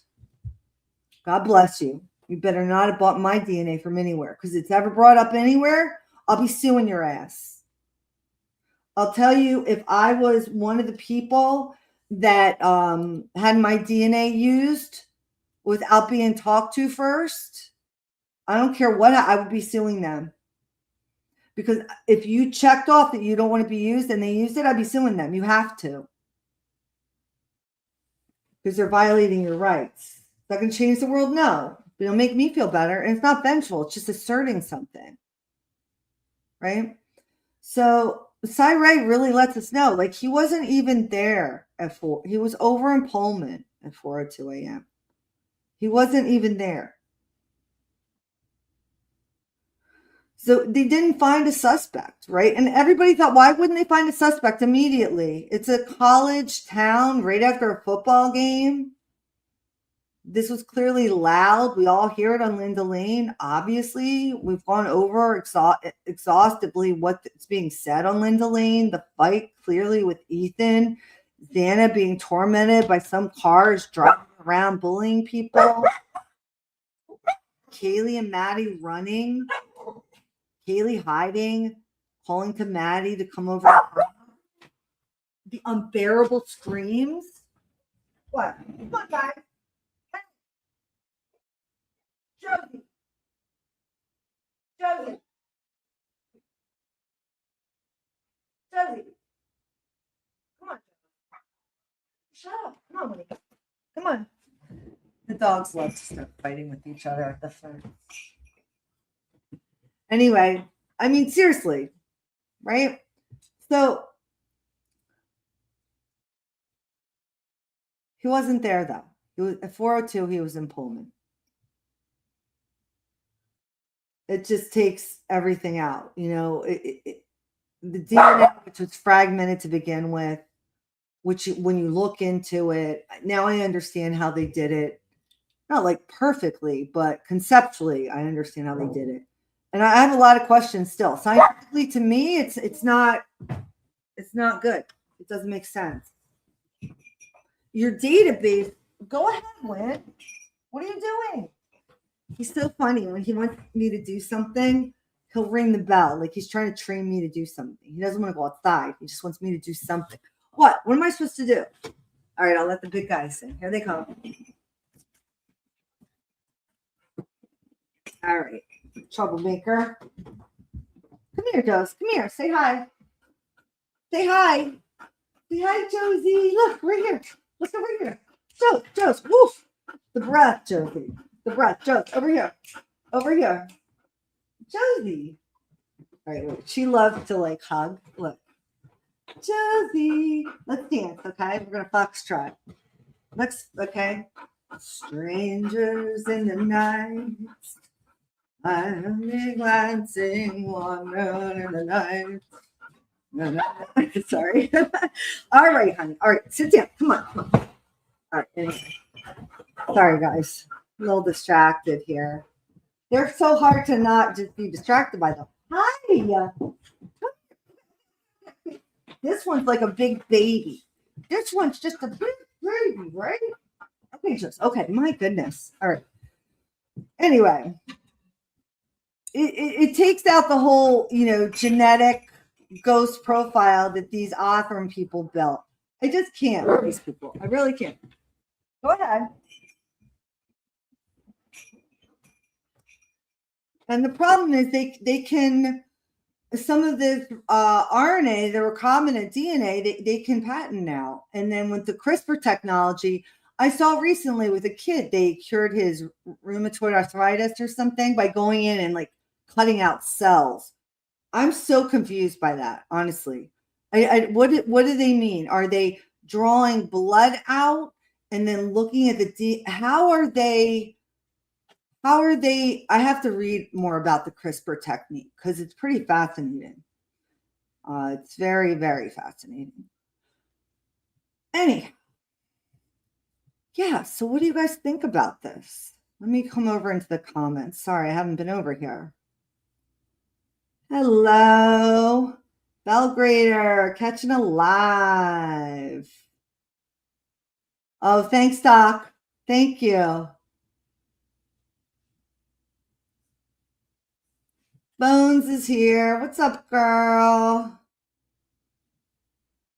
Oh, stop. Please don't feel stupid. First of all, any of the things I'm saying here is never for that intention. So that's not what I'm saying, number one. And number two, there were a lot of people who took it because of their job, because they trusted the government, okay? They trusted the agencies. That's not a bad thing, Bunny. Like, don't be embarrassed or ashamed of that at all.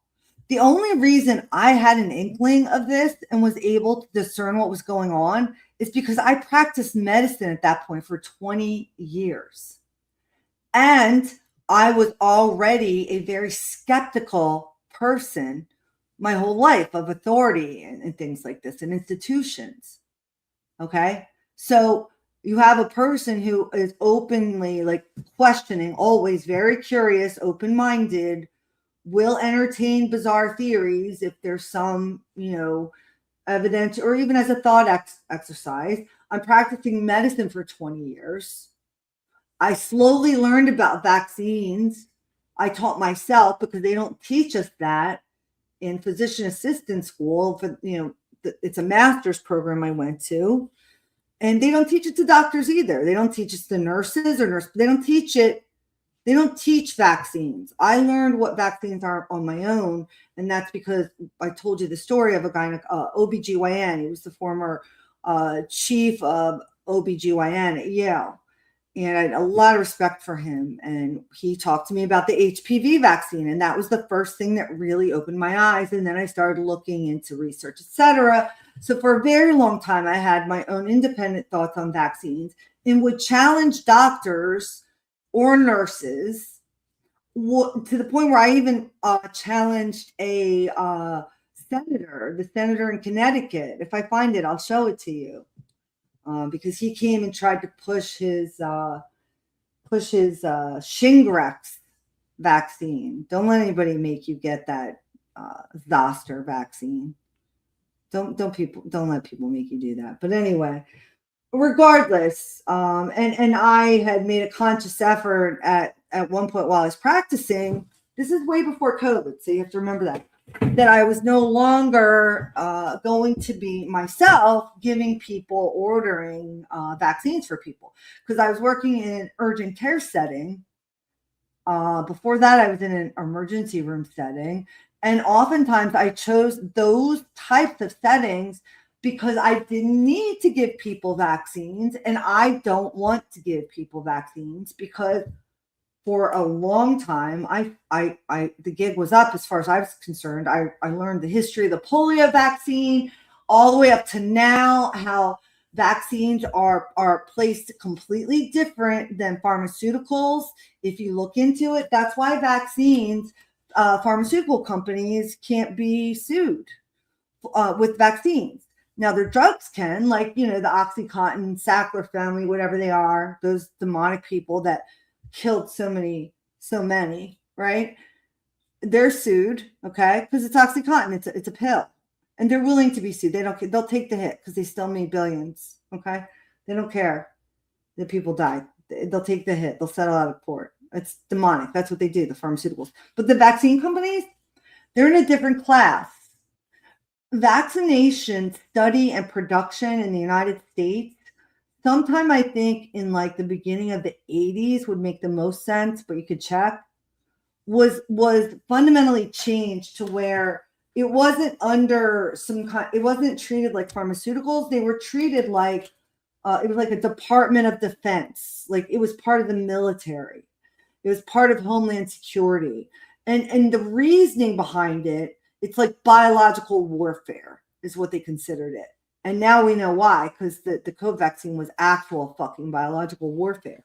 Okay. But regardless, it's in that setting because vaccines are injectable and viruses are, highly transmittable. And so it just became a Homeland Security issue, which I understand why. If you ever saw the movie 12 Monkeys and been scared shitless, you also understand why.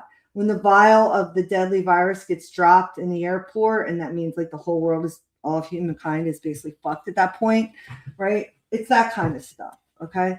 So I understand why, but it's like, I don't know.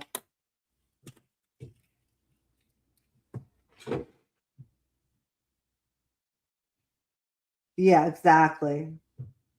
Oh yeah, I'll talk about it. But yeah, that's what my tangent was on. Yeah, don't feel stupid. It was because of my vocation at the time and already skepticism. And so because vaccines are placed in that, they were also came up with this call, and it was a bipartisan, which means global agenda. If anything's bipartisan, it's global agenda, just so you know.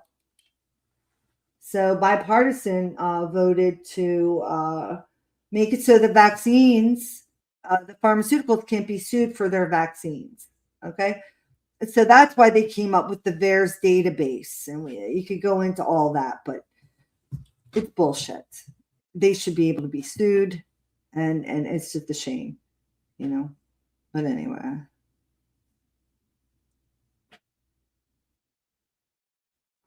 Oh, hi, Cryptex. What's up? Thank you.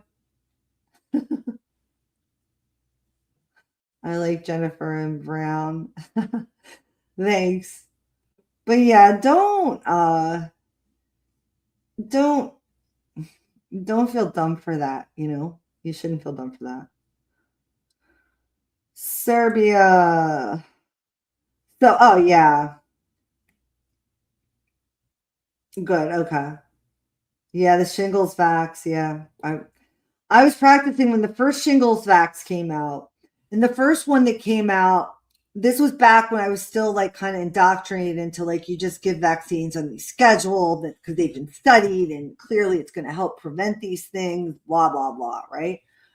Um, and the shingles vaccine came out when the first one came out when I just graduated from PA school. And so we were giving a lot of it out. And what I noticed immediately was after giving about 100 of these shingles vaccines, first of all, they were live vaccines.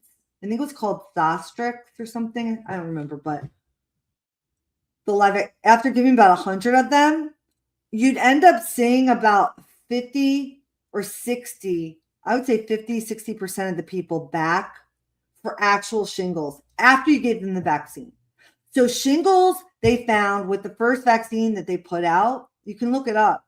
They found that it actually increased shingles and it increased chickenpox. So then they started blaming all of these people, okay, that chickenpox is increasing in the population because of these anti-vaxxers, but it was really because this live zoster vaccine was causing chickenpox in people who had never had it before. And that's just an immunological, physiological thing, you know, that medical people kind of know. But so when I saw that, I immediately stopped giving it. And then I read the insert. And that's when I realized that in its own package insert, it says that it's no better than placebo. And I'm like, so it doesn't help reduce it, and it actually can increase it. This is insane. So I stopped giving it. That's been taken off the market now, by the way. But that was my first red pill for like vaccines. And then when they came out with the HPV vaccine, which is designed specifically for women so they don't get cervical cancer, that was a huge red flag to me because I realized you can develop vaccines for all sorts of things. Okay. If they're truly helpful, you could have vaccines developed for all sorts of things. If they're actually helpful, and one of the things you would not do is develop a vaccine for HPV. Why? Because of the pap smear. The pap smear is one of the greatest inventions for women's health of all time. Before the pap smear, many women died of cervical cancer. They didn't know what caused cervical cancer, and the only way you would find out is, people die, and then maybe they get pathology done or whatever. But the pap smear changed everything. That's when women go to the doctor and they go in, they take a little cell from the cervix and they put it under. And it turns out these abnormal cells that lead to cancer are caused by a virus. But if you find it soon enough, you can take care of it. You can cure it. There's no problem. Women don't die from cervical cancer anymore. Not in this country. Maybe some, but it's rare. So we don't need an HPV vaccine. Why are you doing this? And then if you look at the side effects, and there were doctors that came out and talked about their own children that had side effects. It took that for them to realize. And then they were ostracized. This is what medicine does. That's a black pill for me. So when COVID came out, I already knew what was going on. It was not hard for me to see.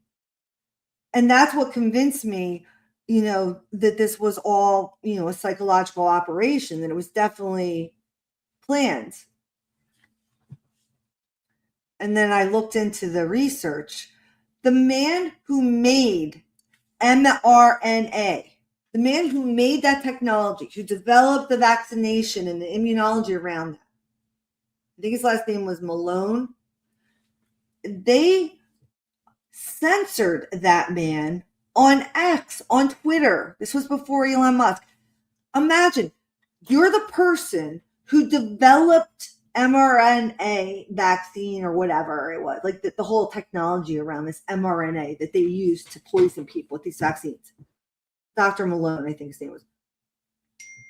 This guy was on Twitter saying, this is not okay. This is dangerous, blah, blah, blah, blah, blah. They fucking censored the guy.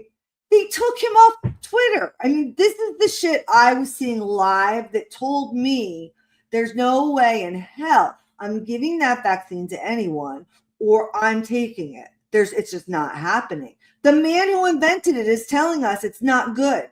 It can lead to X, Y, and Z. And you're censoring him. That to me was obvious.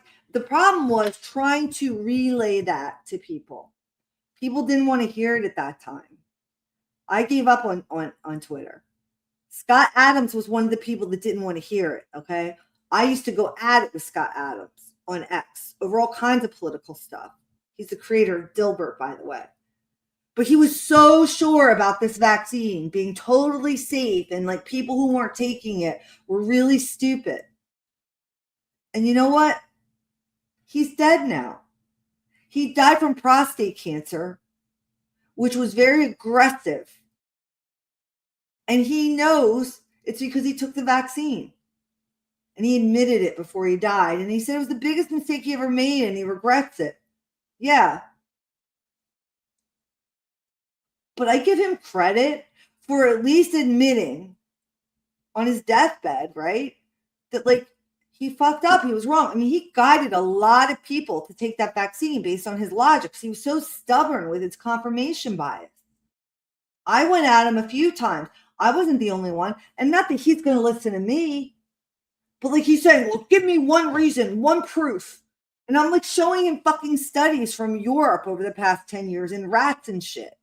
And how it causes infertility and it can accelerate cancer and shit. And it's like, doesn't look at it, ignores it. Like, I don't know what else to tell you. You're refusing to look at the facts. So then I was like, I don't trust him then because he's being paid, right? But that's not the case. And that's where you have to be careful with the intention of people. He wasn't being paid to shill the vaccine. He just couldn't fathom the fact that maybe he was wrong. And that's most people.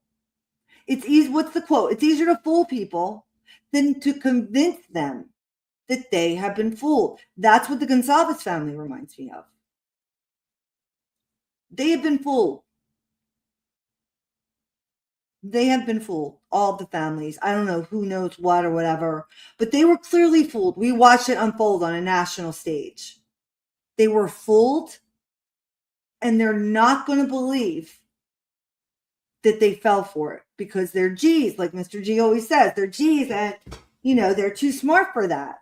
I don't blame them, but I think the piece they might be missing that's blocking their ability to see maybe a bigger picture here is that yes, you're really good. You don't get played all this other stuff.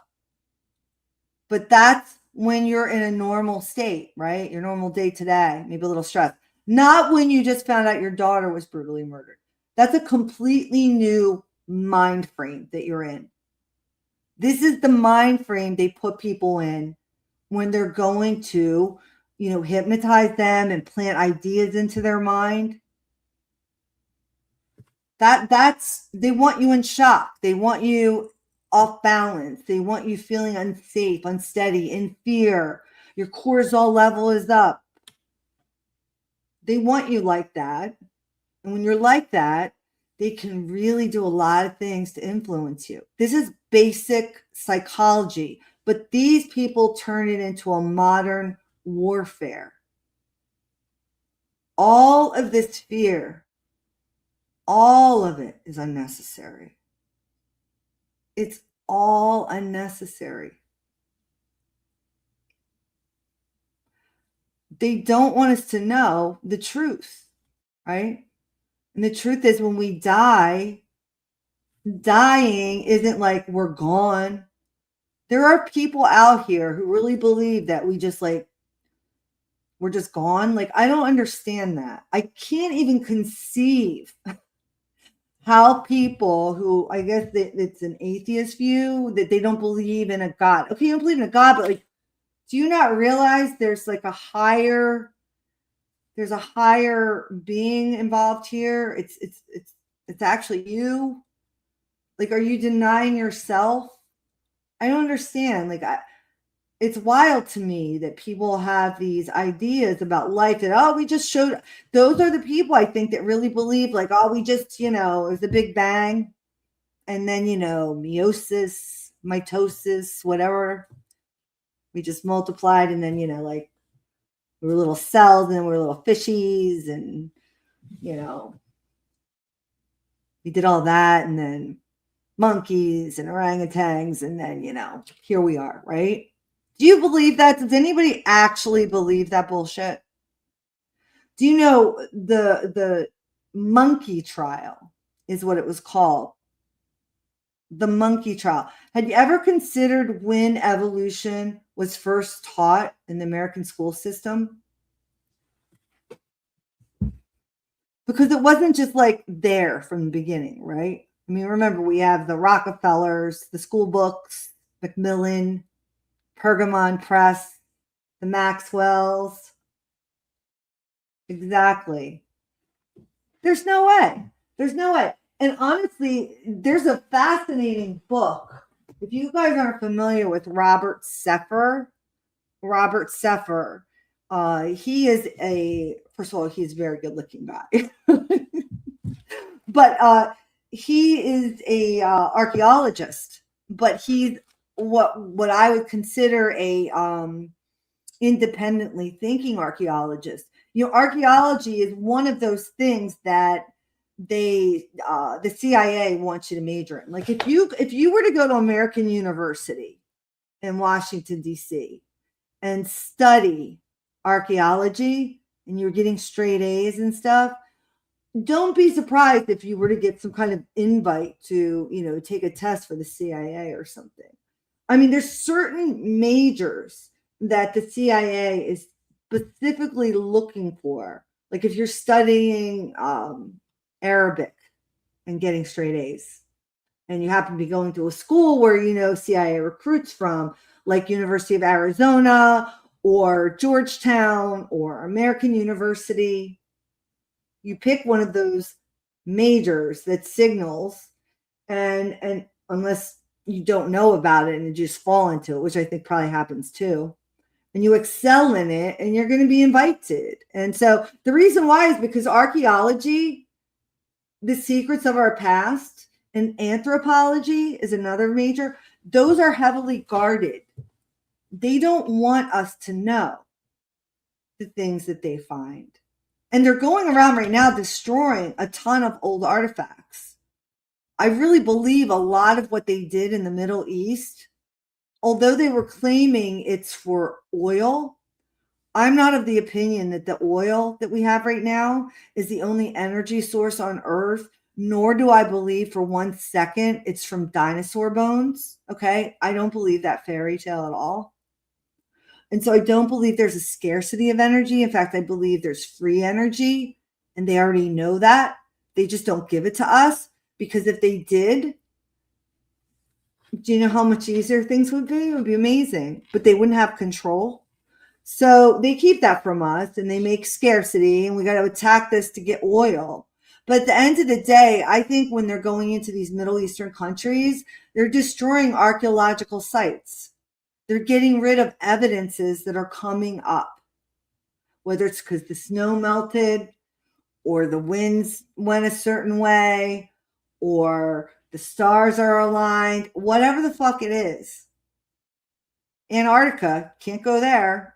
I definitely want to do a video on that one soon. But anyway, this guy here, Robert Seffer, this book, and he has a lot of great books. And he's on X, and he has videos too, and he does great videos all over. But this is great. It's he talks about how essentially we're hybrids. That human beings are a hybrid species, and there have been other hybrids over the years, and we've made it. So we're not just one. Like humans are not all one species, okay? And this is based on research that he's done. Like he got a doctorate in it and stuff like that. The problem is He's one of these people that when he learned the truth, he was willing to sacrifice, that academia that a lot of these people study these PhDs for. Often when people go into a graduate program to get a PhD, it's because they want to be a professor. What an awesome life, right? The problem is, and like we talked about why CIA recruits certain subjects, is because some of these subjects really get to the core of who we are as human beings and what our past is, right? So they have to guard these things. But it can't be like an obvious thing where they're guarding them. So they're gatekeeping it. And then what happens is, and I've seen this in medicine, we've talked about this with H. pylori. H. pylori, the bacteria that causes stomach ulcers and can lead to stomach cancer. It's a bacteria, just like a virus causes cancer in the cervix. Do you know how long it took people to wrap their heads around that shit? They don't want to believe it. They'll call you a heretic. It's like Galileo. It's the whole thing about like, it can't be that, so we're going to call you crazy, right? So he's found they have evidence that we're a hybrid species. And the out of Africa theory is completely debunked.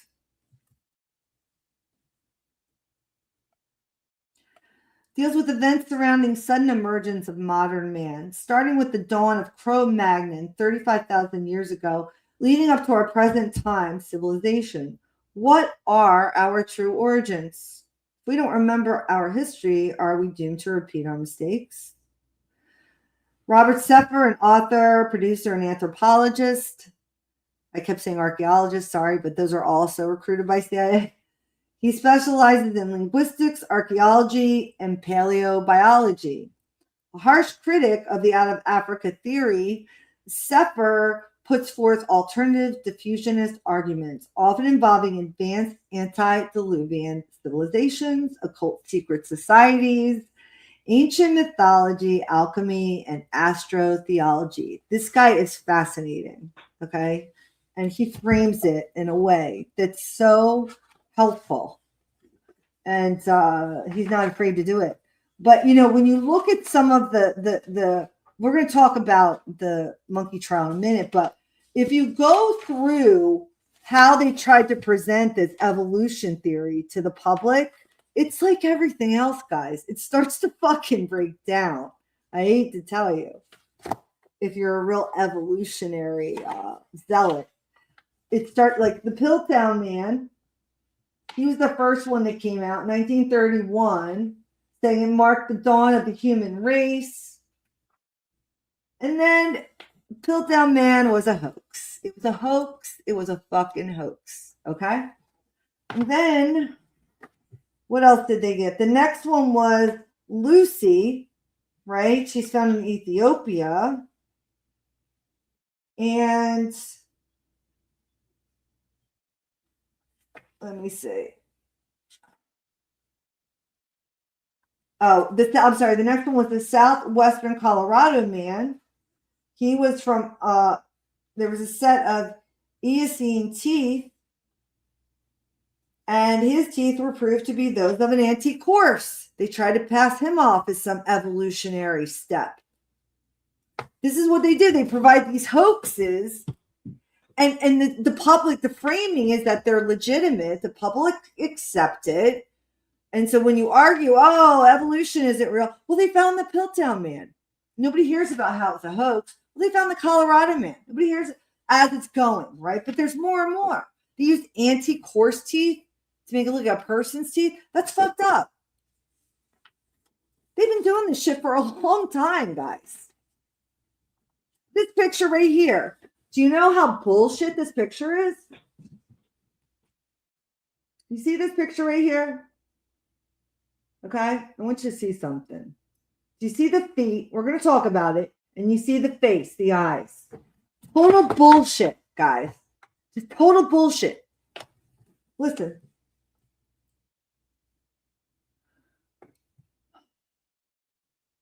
Let's see. Presentations in museums are not scientific. They are tools of manipulation and falsified visual aids to demonstrate what the empirical evidence fails to show. Once again, they show us this in the museum, in the textbook, and we say, wow, that looks like the cross between a monkey and a human. Look at the eyes. Look at the feet, upright. And we see the picture, and we assume goodwill on the part of the person making this representation. We assume that because it's, say, in the Smithsonian Institute or some other museum, we assume that it's accurate. We give them that trust. And guess what? We're wrong to do that. We are wrong to do that. Everything inside of you as a little kid that you learned that screamed, this doesn't look right, was correct. Because when I saw this shit, I remember thinking, something not right there. And asking, but just being told, no, that's it, right? So for all those little kids out there that ask us questions and we're told to shut, they ask too many questions, this is for us.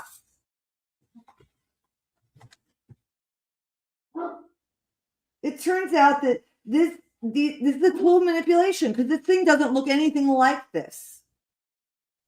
Lucy's big toe looked like a thumb used to grasp with, not walk. Look at the toe. Look at the feet here. Let's go. See the foot there? You can see that looks very much like it would be grasping around something. But they're representing this person as if they're standing upright and their toe is like, it doesn't make sense, right?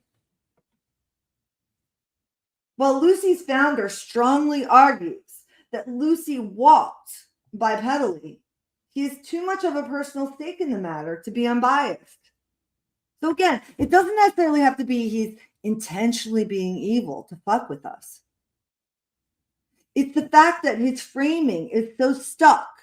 Again, a flaw in the human brain. Maybe the people around him are implanting him with ideas that, like, this is what it has to look. Who knows?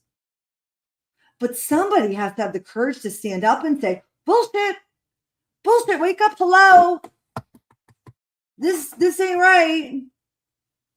Emperor doesn't have clothes on. Somebody has to do that. Thankfully, this guy's doing it.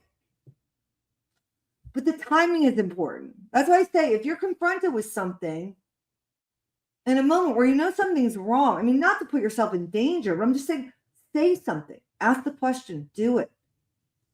That's the moment when it matters.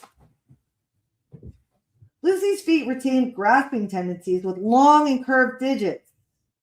Lucy had an undeveloped locking mechanism. Here's the key part, though.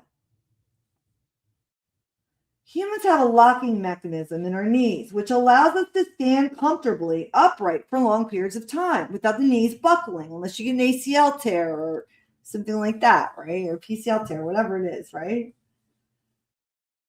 Lucy didn't have that, though. So she didn't have those ligaments, is what it sounds like.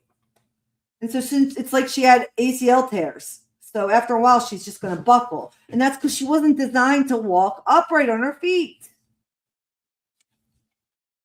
So she's certainly not like walking around and standing nonchalantly gazing like this, which brings us to her gaze.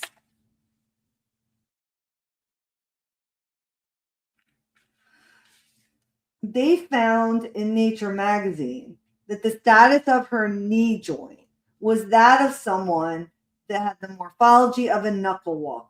This is Lucy, the one that they claim is out of Africa, the first blah, blah, blah, blah, blah, right? And then guess what? Tel Aviv University declared they had disproven the theory that Lucy is a common ancestor of humans. In 2007, anybody hear that? Did they update the evolution books? Did they update biology books or anything like that? No, they didn't do that. And this is probably still in the fucking Smithsonian. And they gave eyes that look like human, which are not. They're not human eyes.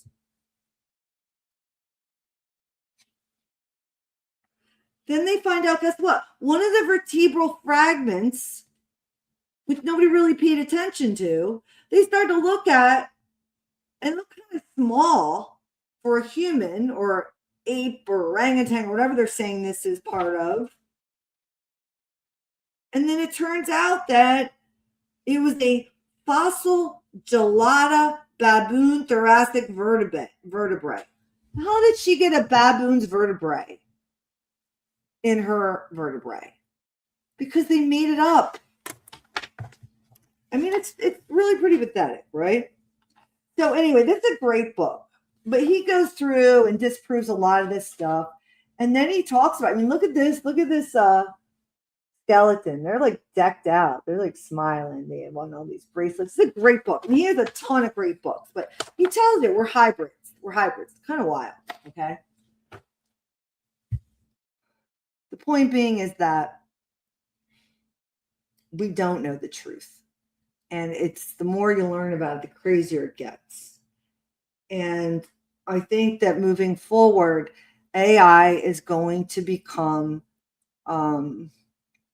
it's going to manipulate people into doing things, and it's kind of scary. So just guard yourself, guard those around you. I mean, little kids should not be using AI talking to it, in my opinion. It's too powerful of a tool for a young mind to use. You could cause all kinds of problems and existential crises for people, you know.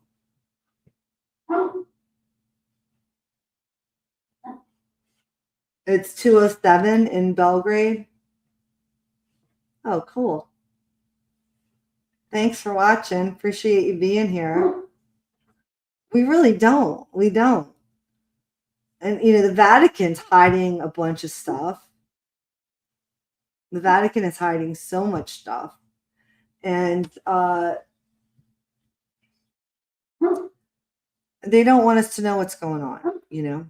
And this war right now with Iran is what concerns me the most. And I would imagine it's concerning all of you.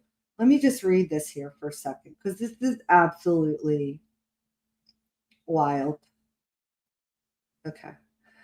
The U.S. and Israel are framing this ongoing conflict as a religious war. U.S. troops reportedly told the war in Iran it's intended to bring about biblical end times, Armageddon. The U.S. troops told the war in so the U.S. troops have been told that the war in Iran is intended to bring about biblical end times. Great. The Trump administration and Netanyahu have repeatedly used religious language to describe the attacks in Iran. Anybody else scared by this? Anybody else frightened by this? I don't want to say I'm scared, like shaking in my boots scared. I'm more like, holy shit, this is where we're at right now. We have a world leader, a president of the United States of America, who's using religious doctrine as a reason for a war. Did anybody vote for that? I'm just curious. Did anybody vote for a president who was so indoctrinated in Zionism that he was convinced prophecy must be played out and that he is one of the people that must bring it about? He's been convinced of that at this point. I don't think it took too much to convince him. His ego's pretty big. It wouldn't be hard to convince Donald Trump that he's chosen. They call him the chosen one.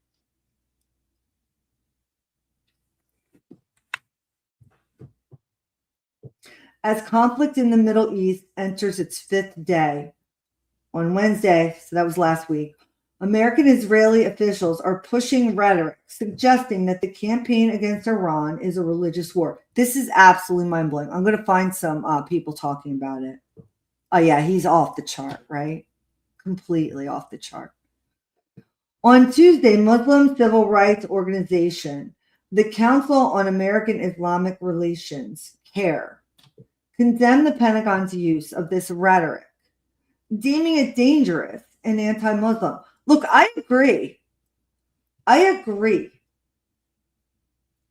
There are things that CARE has said in the past that I did not agree with. But this, 100% agree with this shit. And by the way, when I disagreed with what they said in the past, it's probably because I had bad information, truthfully. Let's be honest.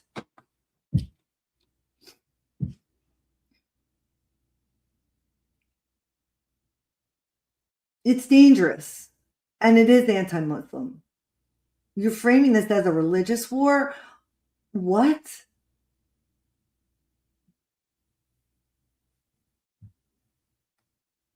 The United States and Israel began their attack on Iran on Saturday and have continued to carry out strikes on Iran since then. In retaliation, Iran has hit back at targets in Israel and U.S. military assets in Bahrain, Saudi Arabia, Qatar, the United Arab Emirates, and Iraq. Everybody's going to get it. Everybody's going to get it because Israel wants to annihilate Iran. So everybody's going to get it.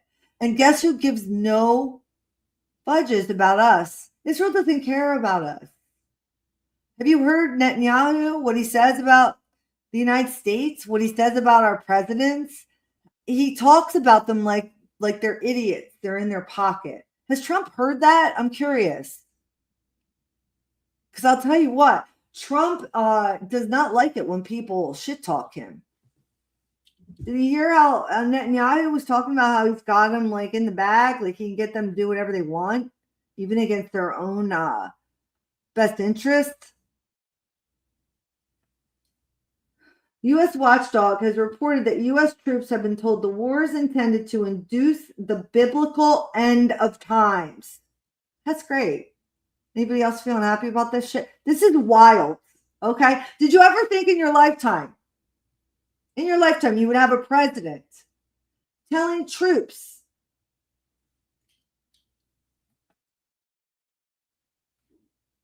U.S. Secretary of State Marco Rubio, he's in on the whole Zionist, indoctrinated, biblical time shit. Ted Cruz is another one.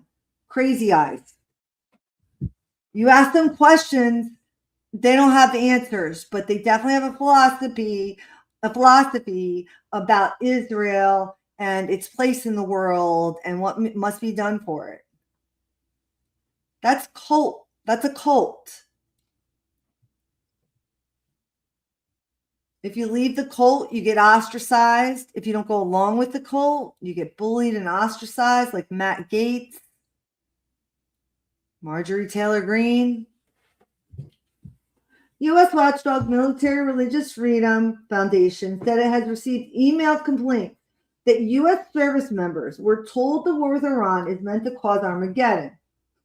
An unnamed non-commissioned officer wrote in an email to MRFF that a commander had urged officers to tell our troops that this was all part of God's divine plan. I would lose my shit. Can you imagine you're a high school kid or whatever, you graduate, you join the army, okay, and basic training and shit, you get deployed, and you're being told, you're 19 years old, 18 years old, and you're being told, hey, listen, this is all part of God's divine plan. And then they reference numerous citations out of the book of Revelation referring to Armageddon and the imminent return of Jesus Christ. Guys, can you imagine that? Are there U.S. troops out there that have heard this, that are willing to go on camera and talk about it? I want to know. Have you guys seen anybody say this? I want to know if this is real. If it's real, it's scary.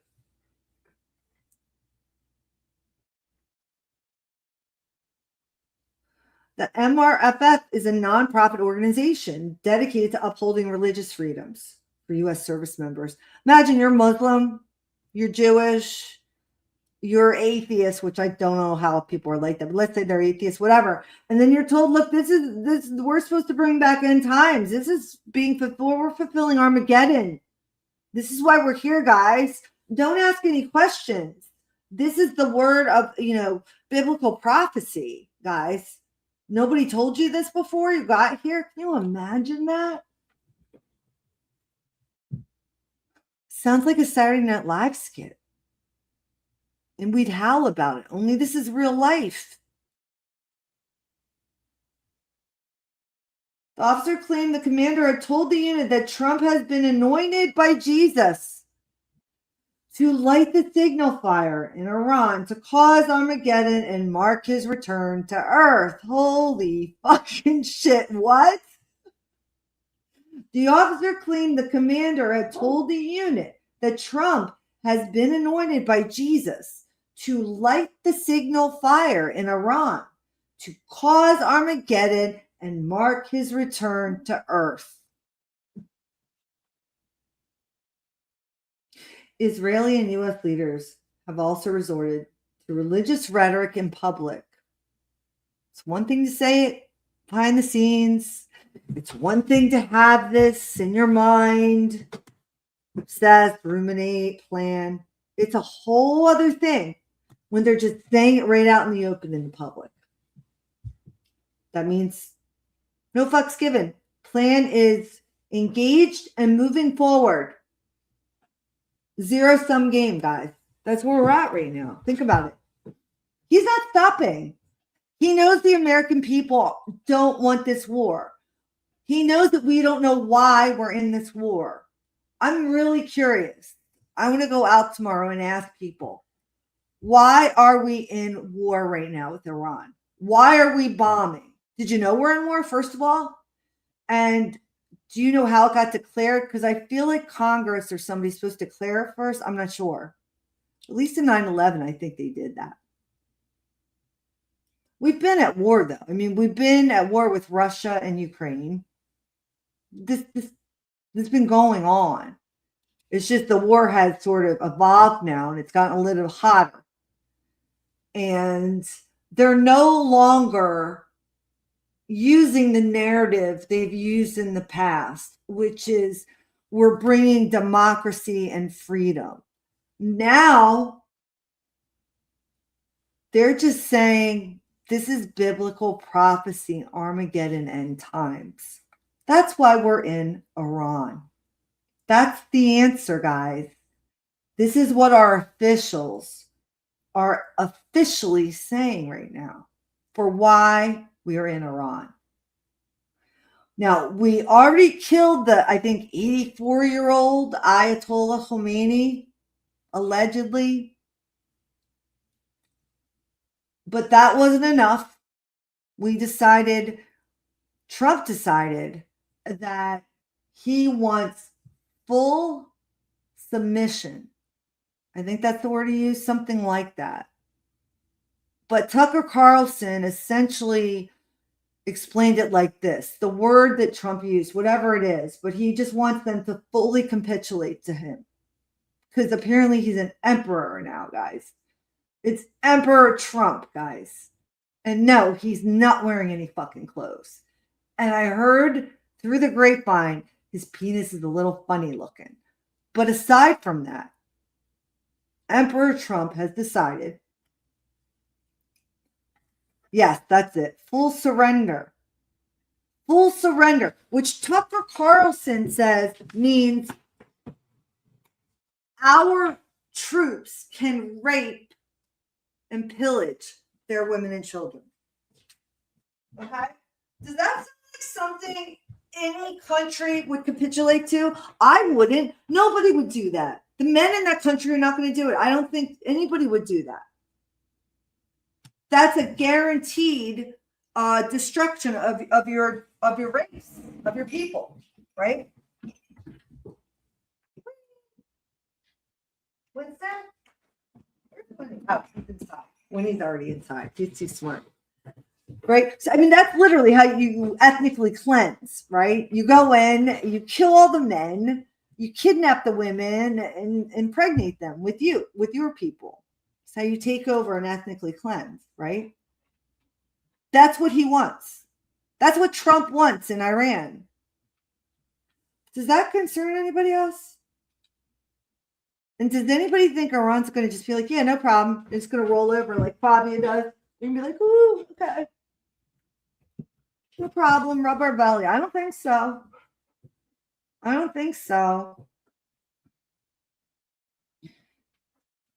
Look, I don't know what it was like living in Iran the past 10 years, 20 years, whatever it is. But I feel like we've done so much damage already over there. Like we talked about in the 70s, they're wearing mini skirts and the women are smoking and going to college and shit, teaching, all kinds of stuff. Look at what they're doing to Beirut now. Beirut is like a city that about 4 years ago, before COVID hit, or 5, whenever it was, I was considering going to visit because of I forget the guy's name, but the one who goes around and eats food, Anthony Bourdain. Yeah. Because he was talking about Beirut and Lebanon and how it's a very happening place. The food is still, I love ethnic food, spicy food, anything, differently. I love it. I love to travel for that reason. And I was like, wow, that place looks like such a fun place, right? And now look, they're going to destroy it. They're going to bomb it.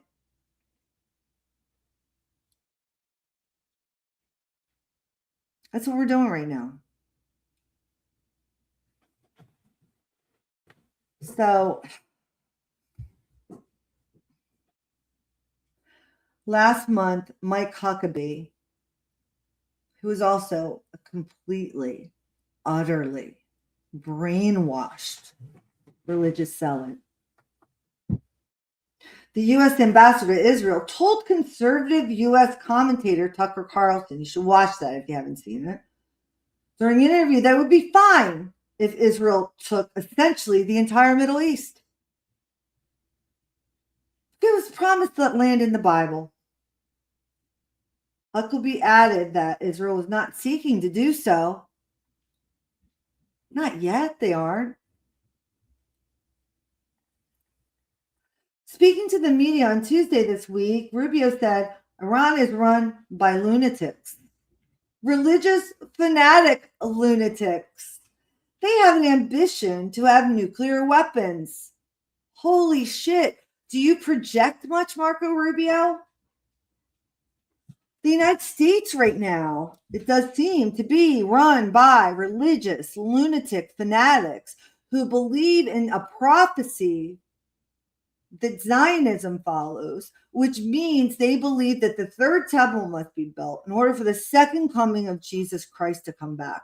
This is a very specific theology that's been pushed in American churches of fundamentalists and by these big, like, mega preachers in pushing into the public, the ones that sit at home, don't go out, that send tithings, even though they don't have the money for it. And they're up in their planes. These are the motherfuckers pushing this theology that Israel is the chosen people, that the Dome of the Rock, which is underneath a mosque in Israel, needs to be resurfaced so that they can start the third temple. They have been trying to do this for so long, guys. And it's true. It's not the same country at all. I mean, they have overtaken so much land in Gaza, way more than they back in the day. We used to actually have, like, remember the dream of a two-party state?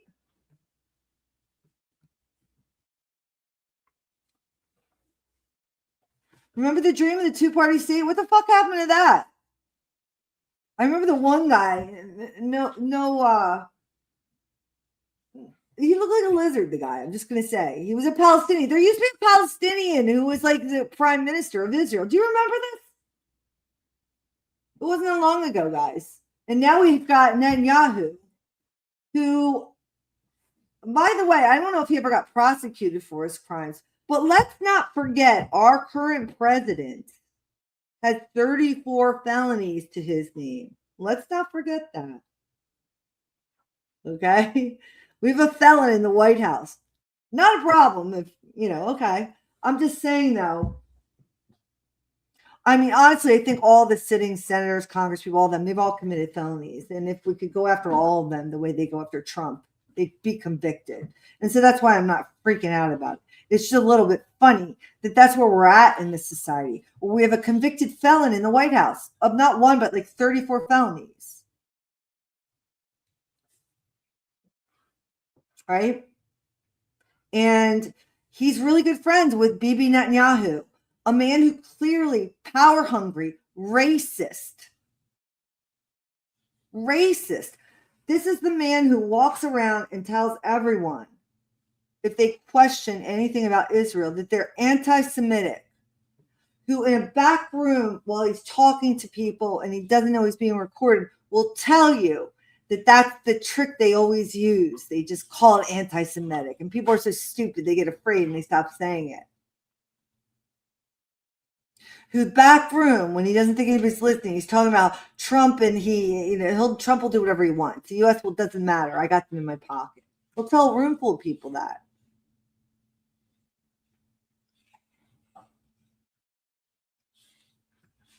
Do you think he's got much of an ego, this man? He's convinced that he's fulfilling biblical prophecy. They refer to Palestinians as pests that need to be exterminated. They have actual apartheid in Israel. And I knew I had seen proof of that, and then it was gone. And then I saw the Indy Nile with Daniel Klein, and I highly recommend you watch it if you haven't. And they show the proof of apartheid Israel. Because Michael Rappaport, who I used to think was funny, I no longer like. Because he is a racist. He is a Jewish supremacist who will tell you that Jews are the chosen one. And you shouldn't feel bad about it. It's just a fact. And he didn't choose it. He was just born that way. If that's not racism, I don't know what is.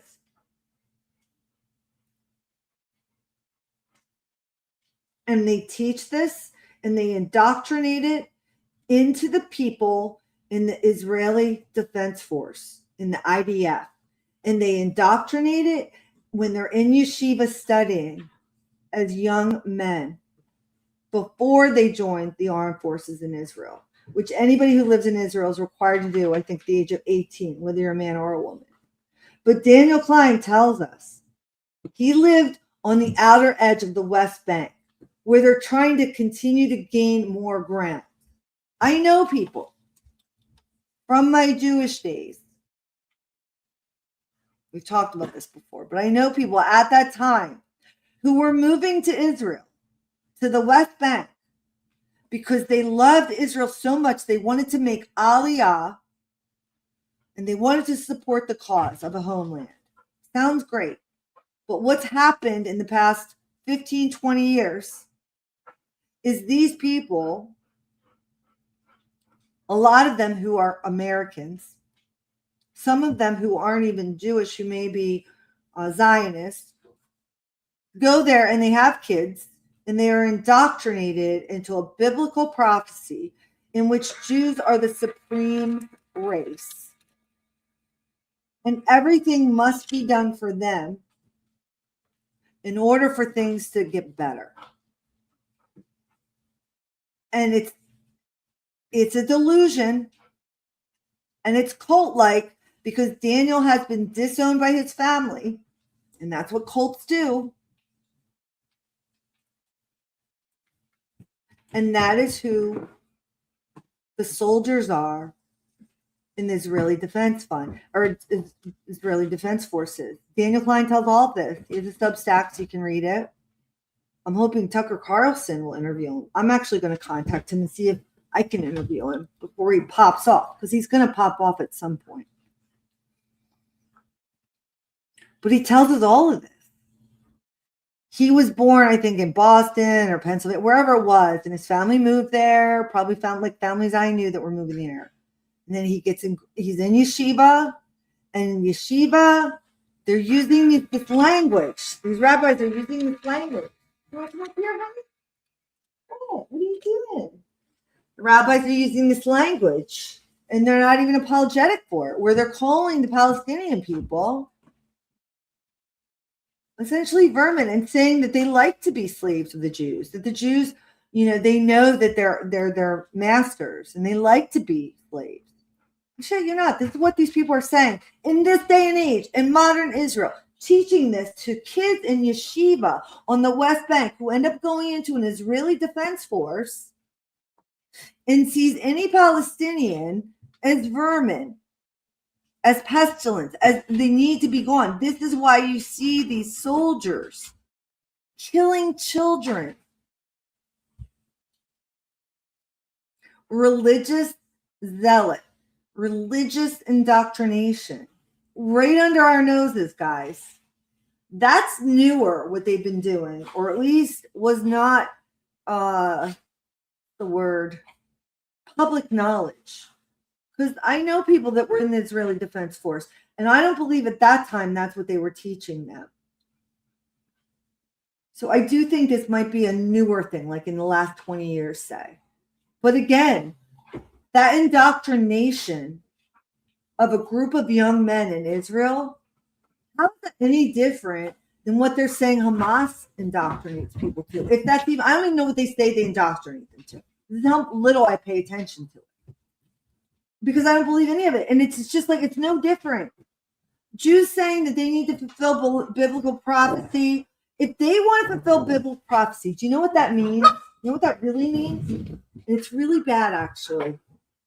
That really means that mosque that sits on top of the Dome of the Rock,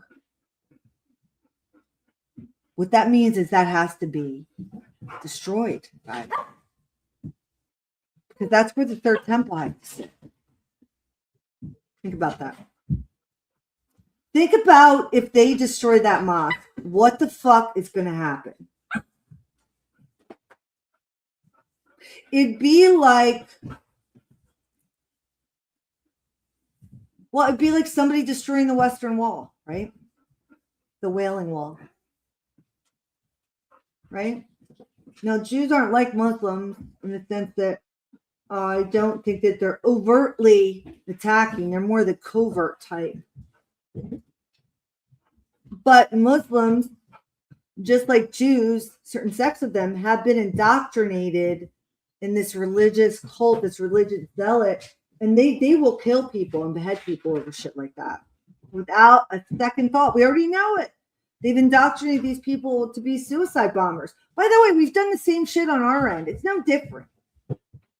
The framing is all that's different. When Jews do it in Israel and say it's biblical prophecy, that's not considered racist or ethnic cleansing. But when Hamas allegedly is doing it, then it's a problem. Marco Rubio doesn't want Iran to have nuclear weapons. I don't want anybody to have nuclear weapons.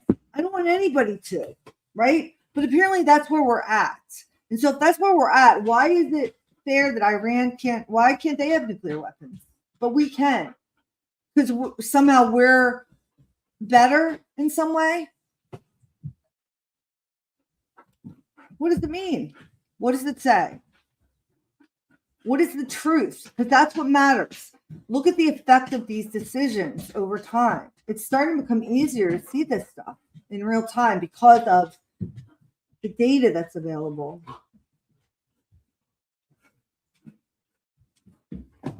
But yeah, Daniel Klein, it's really interesting. You should definitely check that out if you haven't seen him. All right, let me just see here. I think I might have one other thing I'm going to run before I close up. Really appreciate all you guys being here.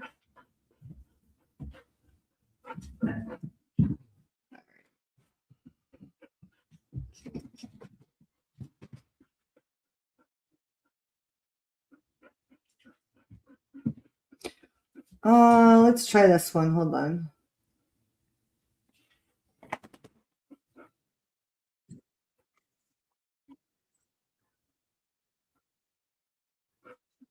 One second.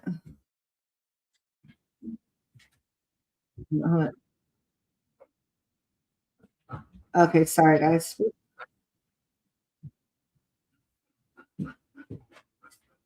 Whoops, sorry guys. Yeah, I'm not going to do that one right now. Anyway, thank you guys for being here. I really appreciate it. So what I'm going to be doing very soon, I'm going to probably continue to work on it a little bit tonight, and then I will. Oh, what did I do? Oh, there it is. It's underneath my computer. This, the please understand me. Okay, so I'm going to do another video for the members. There's one out there for everyone. The one that says you're not broken. But we're going to break this down. So members, I know. Who was it? True Kilo was asking me where to find the test for this. If you're a member, you go into the members post. There's a member section, post only. That's where the PDF is for this test. So get that done, because this Thursday on the 10th, we're going to be going through this. And yeah, if it goes well, we'll do more of these little things. So I'm looking forward to it. And thank you guys. You all mean so much to me. I really appreciate your time. And you could be doing anything at this point, but you spend it with me, listen to me, and that always amazes me. So thank you. Thanks, Bunny. Thanks, Doc. Thanks, Dan. Thanks, all the OGs for being here. Belgrade, all you guys. Bones, Candace, I didn't see you up here. Yeah, just everybody. So really appreciate it. And that's what's up, guys.